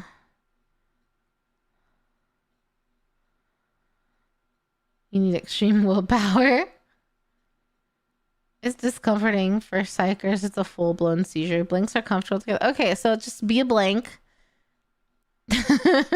Be a blank and then make out with a sister of silence. There we go. Okay, let's pretend that you have plot armor and for some reason the blanks effect, it doesn't affect you and you don't know why, and you can explore that in your own separate journey through the Imperium or whatever the fuck.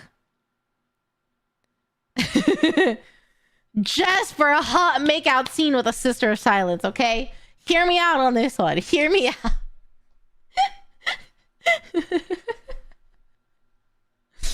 I'm so sorry, sister of silence. You guys are very badass. I think it's just Valentine's Day and I'm just gonna end the thought there.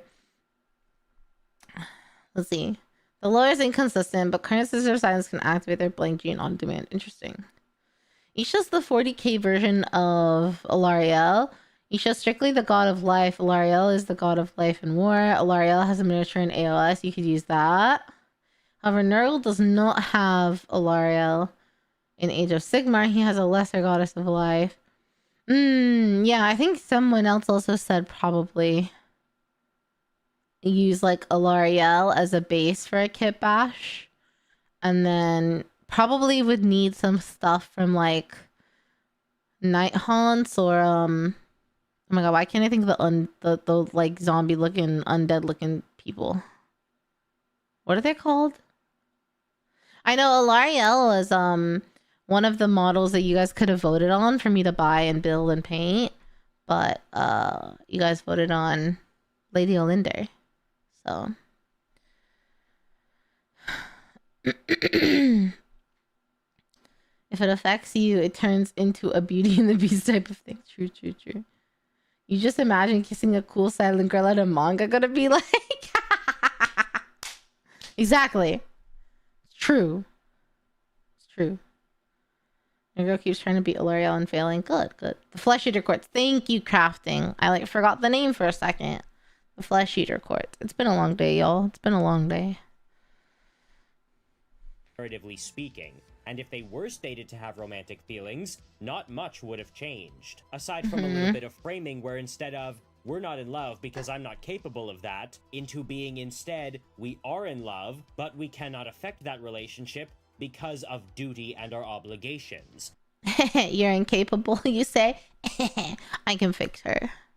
thereby putting Anyway. them in the same camp as people in the higher levels of the Imperial military who can't pursue romantic relationships even when they have feelings for other people because of, again, their duty. However, the Imperium of Man isn't just the Imperium of Man. It's also the Adeptus Mechanicus of Mars, and they have their own song and dance when it comes to relationships. As you can imagine, it's not big for them. They're not a very romantic people. Shocking.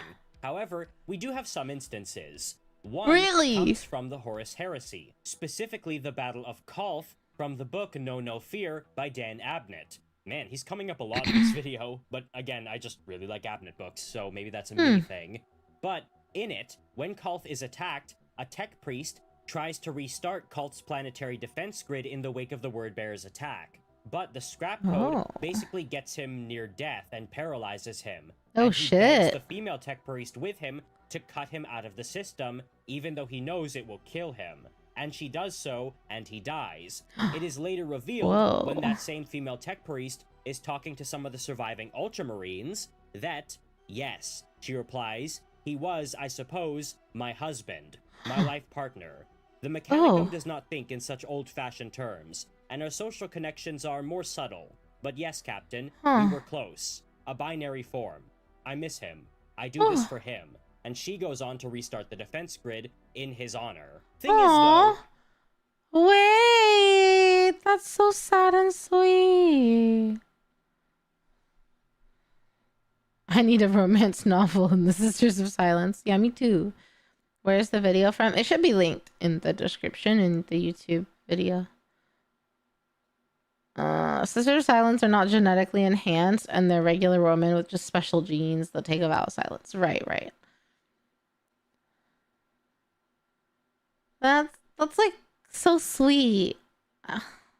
Aww. This video isn't really about relationships and is more so about romance. And as such, their relationship doesn't really seem to be romantic. That's true. I do see that. I see what he's saying about that, at least from how I described it, right? Yes, it is definitely affectionate and very likely loving, but as she said, it's more subtle and not really subjected to more, quote, standard old-fashioned terms like husband and wife. They were a team, and I'm sure they loved each other, but it's very unclear whether or not there was any kind of romance between them. Still though, it's not nothing, and it's certainly something a lot of people would wish to have in the Imperium of Man, as even that is not really available to them. I feel like that's something people want now. Like, I mean, aromantic is a term that exists, and like not a diagnosis, that's the wrong word, but like a descriptor. And I think romance and romanticism in general is kind of like a scale, and some people are really romantic, some people really crave romantic acts and like life, I guess. And then on the other side of it, you have people who like are not interested at all. Like aromantic and asexual often go hand in hand, not necessarily though. And so I feel like that kind of relationship that they had is definitely something desirable to a lot of people now. I think a lot of people now would take that over like something that's less of a partnership but more romantic. It just depends on the person. I mean, I find that kind of relationship very like the partnership is what gets me. Like that's very important to me. But I need a little romance too.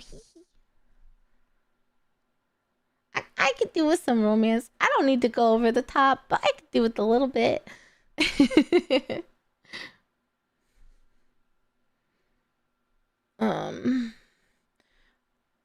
No fear. When Gilliman was thrown outside his spaceship in the vacuum of space with that helmet and kept punching the world bears for hours while screaming in the void.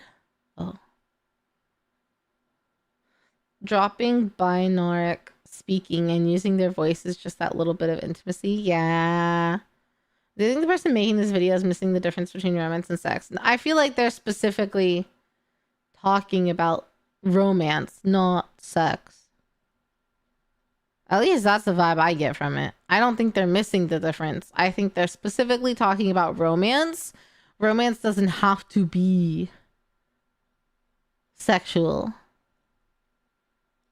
He said that, I'm pretty sure, but see, I don't think this relationship he just said are romantic. Like we were saying, romance is like the fluff.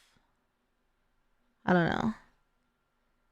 A female magus missing the biological intimacies of life, but can't remember which book it was. I see.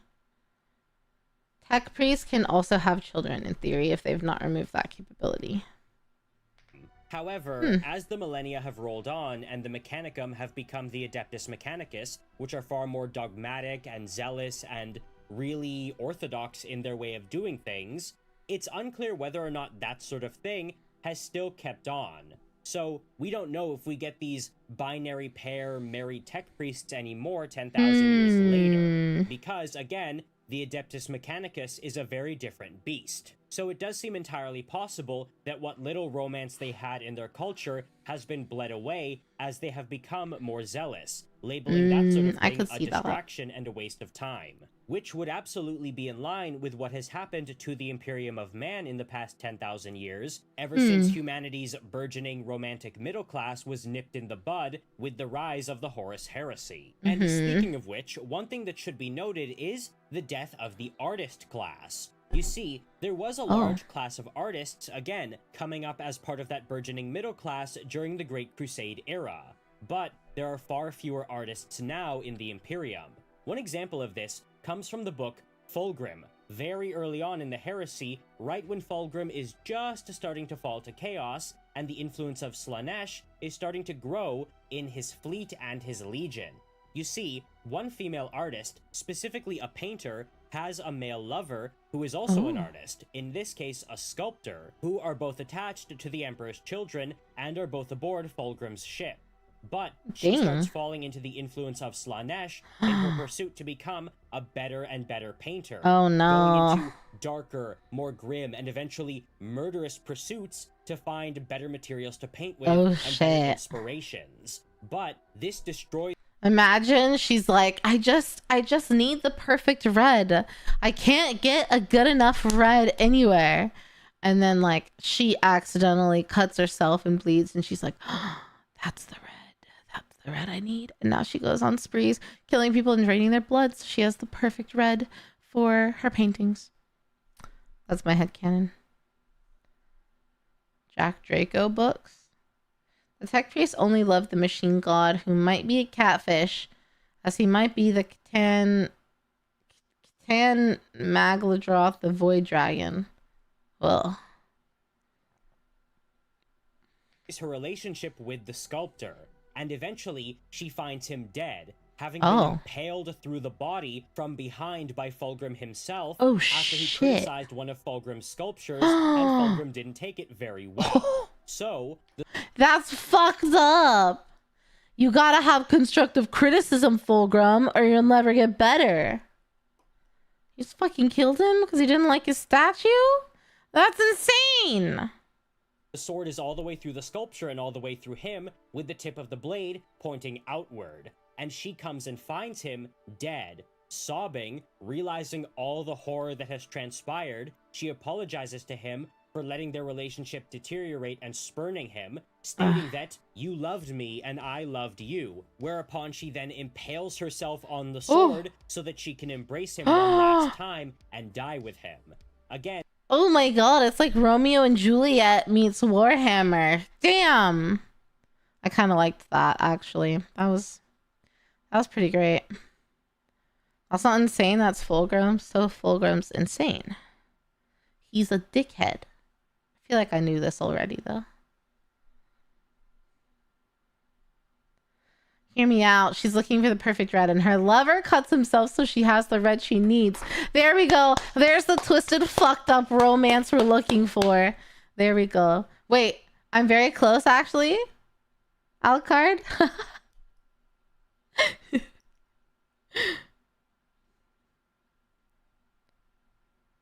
Tech priests can feel emotions. It's not like they're incapable of that, but often they feel it's unnecessary.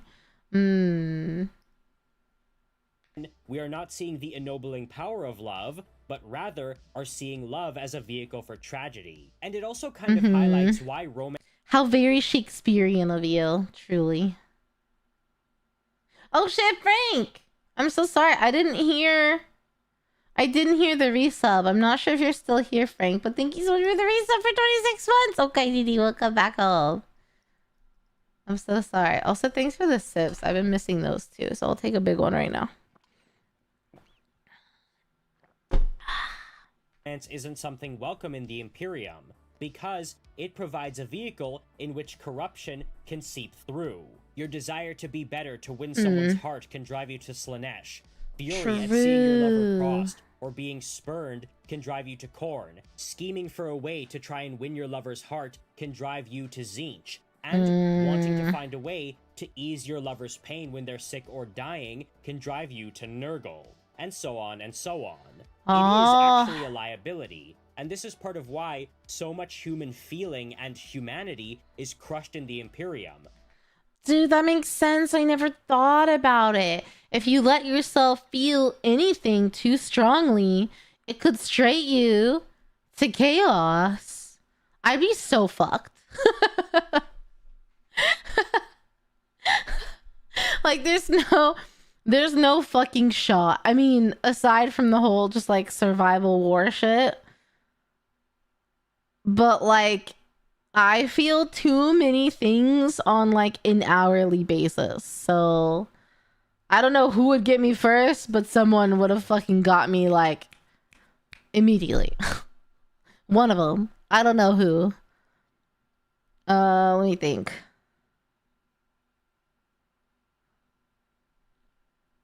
Who is depression a sickness that Nurgle control, like, would be like over? Like, is he over mental illness too? Because if Nurgle's over mental illness, that bitch had me from day one. That bitch had me day one. He's no G. But if not him, I don't know. A lot of the actions depression leads to, yes, okay, fair enough. Nurgle can cure depression. Well, if he figures it out, I think he should let the entirety of the internet know. Under stagnation, so I think yes. I guess it is up for debate, huh? Bye, Sakodi. One of Nurgle's domains is stagnation. That's true. And like depression and stagnation kind of go hand in hand. That makes sense. Okay. Because humanity itself is inherently weak to chaos. But what about if you're not talking about humanity? What about the other races in the galaxy that are capable of feeling love? Now, the Necrons are one thing, it's not really much of an issue for them. The Orcs and the Tyranids, of course, are not about that at all. But the Eldari, both the Drukhari and the Asuryani, are absolutely open to romance and love, and so are the Tau. Let's start with the Tau, because while we don't have many instances of Tau love or relationships or romance, we can see it there to a degree. And it does look a little different, because they are more dedicated to their greater good and their roles in their specific castes. So it's not that, like, romance is actively discouraged in the Tauva, but it's just there's not much space for it, because, again, it doesn't really serve the greater good. But they are not as zealous and dogmatic, and not as concerned with crushing it as the Imperium is for self-preservation reasons. And that's coupled with the fact that they have a much higher standard of living. Also, interestingly, there is one instance of something that kinda, if you look at it the right way and squint, seems like romance between a Tau and a human. You see, this human is a Gwevesa, a human who has joined up with the Tau Empire, and this Tau is the one overseeing his transition into the Empire, along with several other humans. And they do get along quite well, with this Tau, who I believe was Watercast, actually dropping a lot of those affectations that Watercast Tau adopt to make humans feel more at ease, and acting more like a Tau. Doing Tau things like sticking his tongue between his two teeth and making a hissing sound as a way to, like, kind of tease or laugh at somebody in a way that's kind of lighthearted. Those are not things Tau do around humans because humans don't understand those gestures. Right. But these two were close enough that this Tau was willing to do that. Aww. And eventually, this Tau is led away at gunpoint by a human who betrays the Tau back to the Imperium because the Inquisition has his family. And these two have a heartfelt moment before they part ways, where they touch palms, and he tells him, "You are a true Guevesa," as in a true human of the Tau. Again, it's not explicitly romantic, but it kinda does feel like it from an outside reader perspective. Yeah. And now let's talk about the Drukhari. Yeah, I do kind of see why he would bring that up here. It's like a deeper connection for sure. Let's see. He offers an escape from depression under his corruption. Despair is also a Nurgle domain, but by acceptance of death, your worries are lifted. Nurgle doesn't actually control depression, but he'll come at you when you're at your absolute darkest point, show you the glory that is his happiness, and you'll never be sad again. Nurgle followers are often joyous. Yeah, but I could see how, like, someone falling to depression would end up with Nurgle, especially when you phrase it that way, crafting. Last time the Eldars loved each other too much, the Warp welcomed their fourth landlord, STD Satan.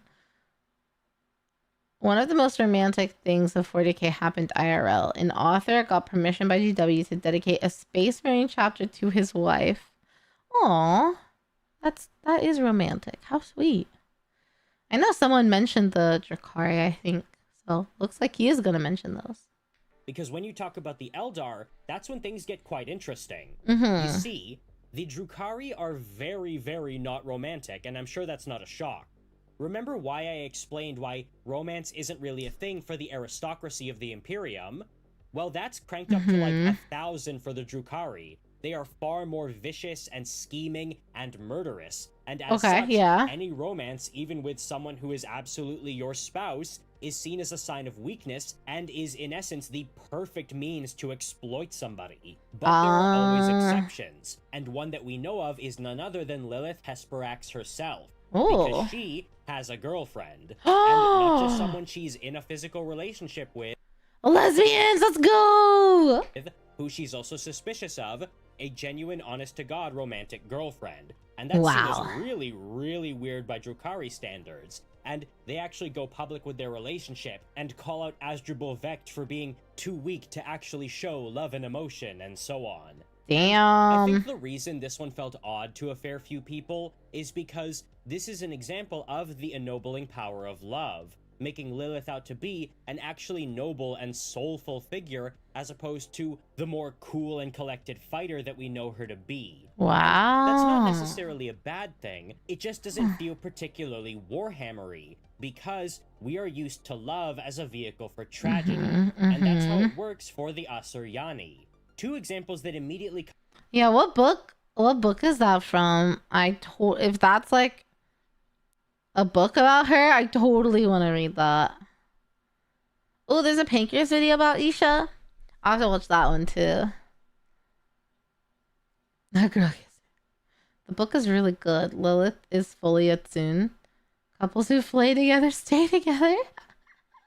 There have been a few lesbian relationships shown in books. It's her book. Wait, someone either send it in Discord or throw it on my throne. When I finish my Celestine book, I do have an orc book, but I want to read about this lady. She seems cool. Look at the limited cover of her book. It's beautiful. Ooh. Lilith Esperax, Queen of Knives? How can I not want to read that book? Wait, it sounds so good. Me, the title just sounds like a badass bitch. Also me, it must be a good book. Okay, I love that you guys are telling me now and that you have faith that I will remember for later. That is so flattering, but I can tell you right now I will not remember later. I might remember Lilith though, so maybe I can look it up. But I will. I don't think I know much about the Drukhari. Who doesn't like a badass bitch? Exactly. She's one of the coolest characters in 40k. I don't think we've deep dived into the Drakari, have we? I don't think so. Like, I know the name, but I don't know. You're fine, Zara. You're fine.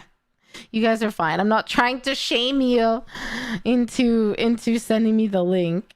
I'm just trying to be funny. Her mini has the dogs out. Damn. For free?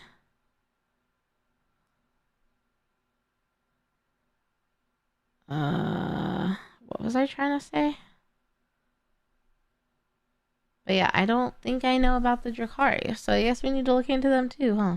Come to mind are from the audio drama The Path Forsaken. Wait, what if? Wait, hear me out. Okay. Since I don't know really about the Drakari, what if I read the book about her, and then after I read the book about her, I watch someone's video about her? Because I'll have more to say. And if I think someone's wrong, then I can say why. And I can like elaborate on things because I just read the book. I haven't done that yet. Everything... I mean, to be fair, I'm only like not even probably halfway through the St. Celestine book. And that's the only book I've read. And I already learned about St. Celestine. So it's not like I could have done that. But like this time I could. Not free. Her mini's like $40. Not a bad plan, right? That sounds kind of fun, huh? It would be an interesting experience. Since usually I go into the videos and I'm like, ha ha ha ha, what is it about? I have no fucking clue. It would be a different experience for you guys too. The actually actually on page 273. Lilith said this, so I think you're wrong. Must justify badass bitch book. I think I'm doing it. I think I've justified it. Taken by Rob Sanders, and Shadowpoint, the novel by Gordon Rini. Now, in The Path Forsaken, we see an Eldari ranger, that being an Asuryani of the craft world, who has gone her own way and sort of wanders the galaxy a bit, but is still very loyal to her home craft world, being confronted with the knowledge that a Tyranid host is headed for the Exodite world of Afrelion. And the problem with this is that she is in love with the leader of the Exodite Eldari on this world. So the seer of the craft world tells her, you need to go save him. And obviously she wants to do that. But there's two problems. She's only allowed to save him.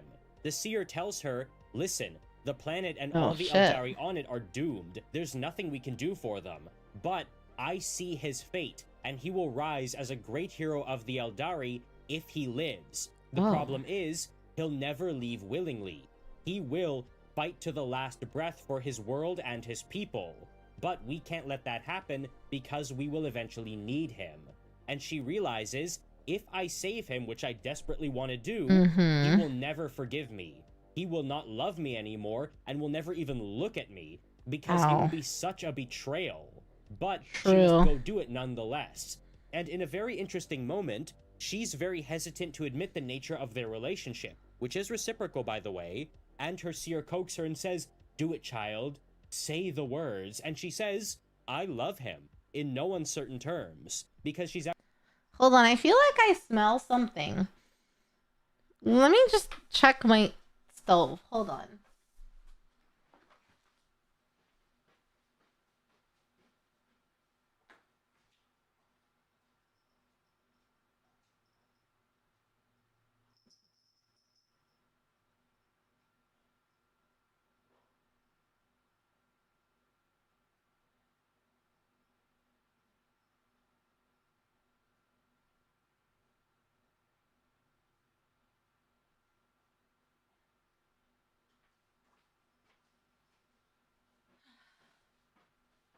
Okay, I guess not.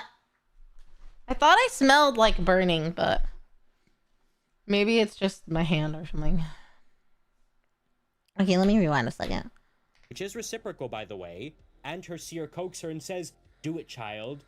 Say the words. And she says, I love him, in no uncertain terms. because she's actually going back to be with him when she finds out about the invasion. This character, by the way, is named Una Belphoebe, and she comes up in a few of Rob Sanders' stories and is in her own right a very interesting character. And it's really sad that she's been dropped from Warhammer ever since Rob Sanders stopped working for Black Library, because we really could use more Eldari characters like her. Still though, we never find out the conclusion to what happened with them, because he is rescued, but he's unconscious when he's taken away. Still though, that would have been an amazing story that absolutely would have deserved a follow-up. Wow. And probably could have served as the closest thing Warhammer had to a straight-up romance novel. Because, again, unlike with Lilith, it is done more in line with the 40k version of romance. That being a vehicle for tragedy, pain, and sacrifice.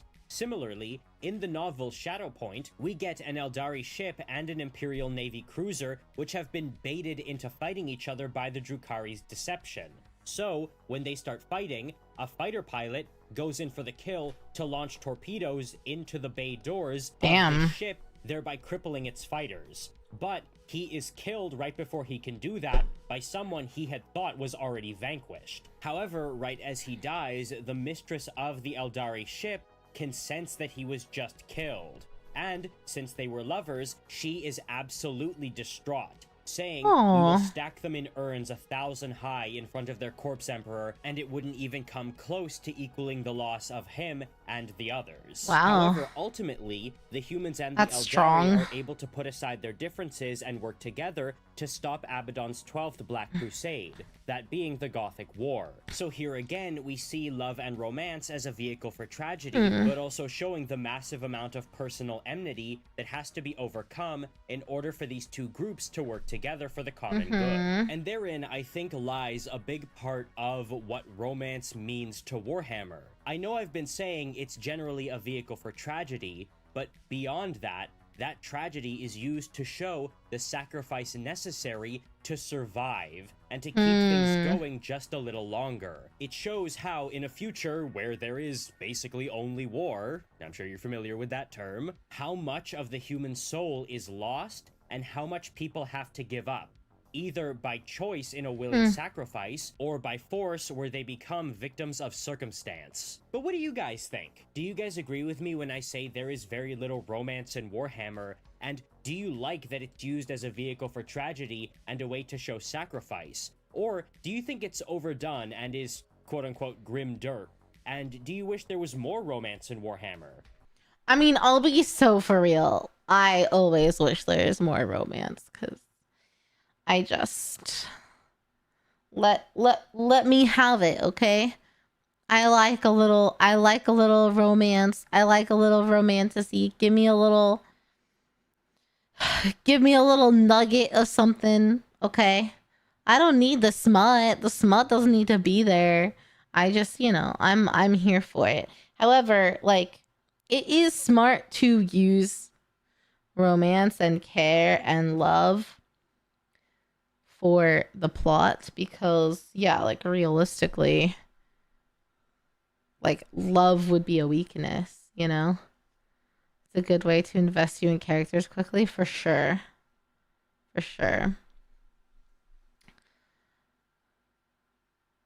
Yeah.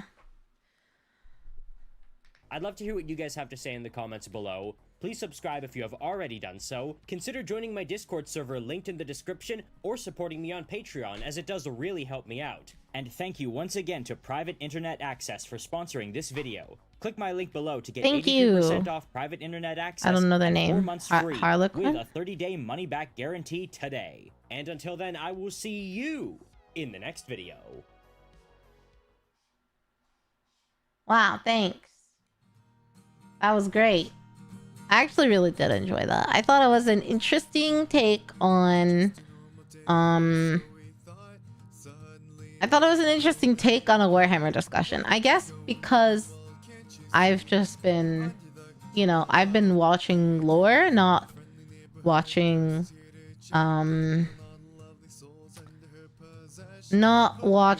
like what's the word I'm looking for? It's like theory crafting. I'm watching what should be kind of quote-unquote facts. not people talking more philosophically, kind of like he was here. But like, I really enjoyed it. I liked that kind of video and that kind of discussion that we got to have.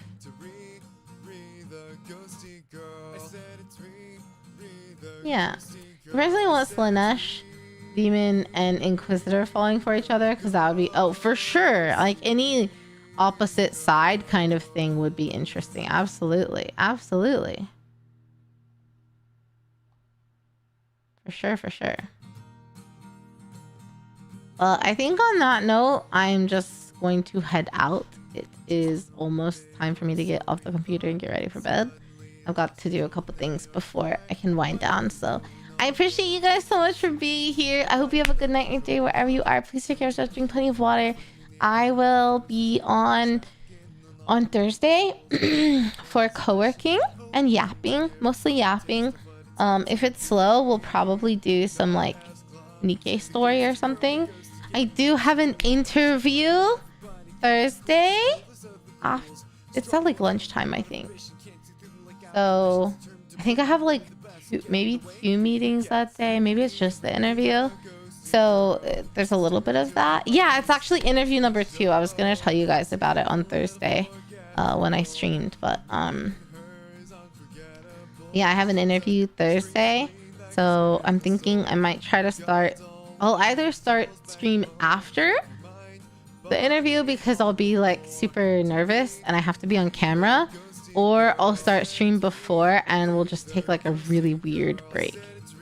I'm thinking it might be better to start after though, just so I can kind of try to like calm myself down and really like focus. I'm worried if I am like streaming and I take a break from streaming while I interview, I'll be like not on my best behavior, if that makes sense. So yeah, I'll let you guys know in Discord on Thursday, but I will see you guys then. Okay, oyasumi mata ne. Bye guys. Bye. The friendly neighborhood ghost here to check in on all the lovely souls under her possession, hoping to give herself a taste of what it's like to be not as clumsy. The ghosty girl who goes to game, what she doing, what she playing, everybody playing cool, it's the coolest of the ghouls. Strong will end, a lot of ambition, can't see through them like apparitions, determined to bring only the best, get in the way, be her guest. Riri the ghosty girl steals your body, steals the show, klutzy and a little forgetful, but meeting her is unforgettable. She's a scream queen that can scare the soul, but guides all wandering souls back home. Give your mind, body, all the more to Riri the ghosty girl. I said it's Riri the ghosty girl. I said it's Riri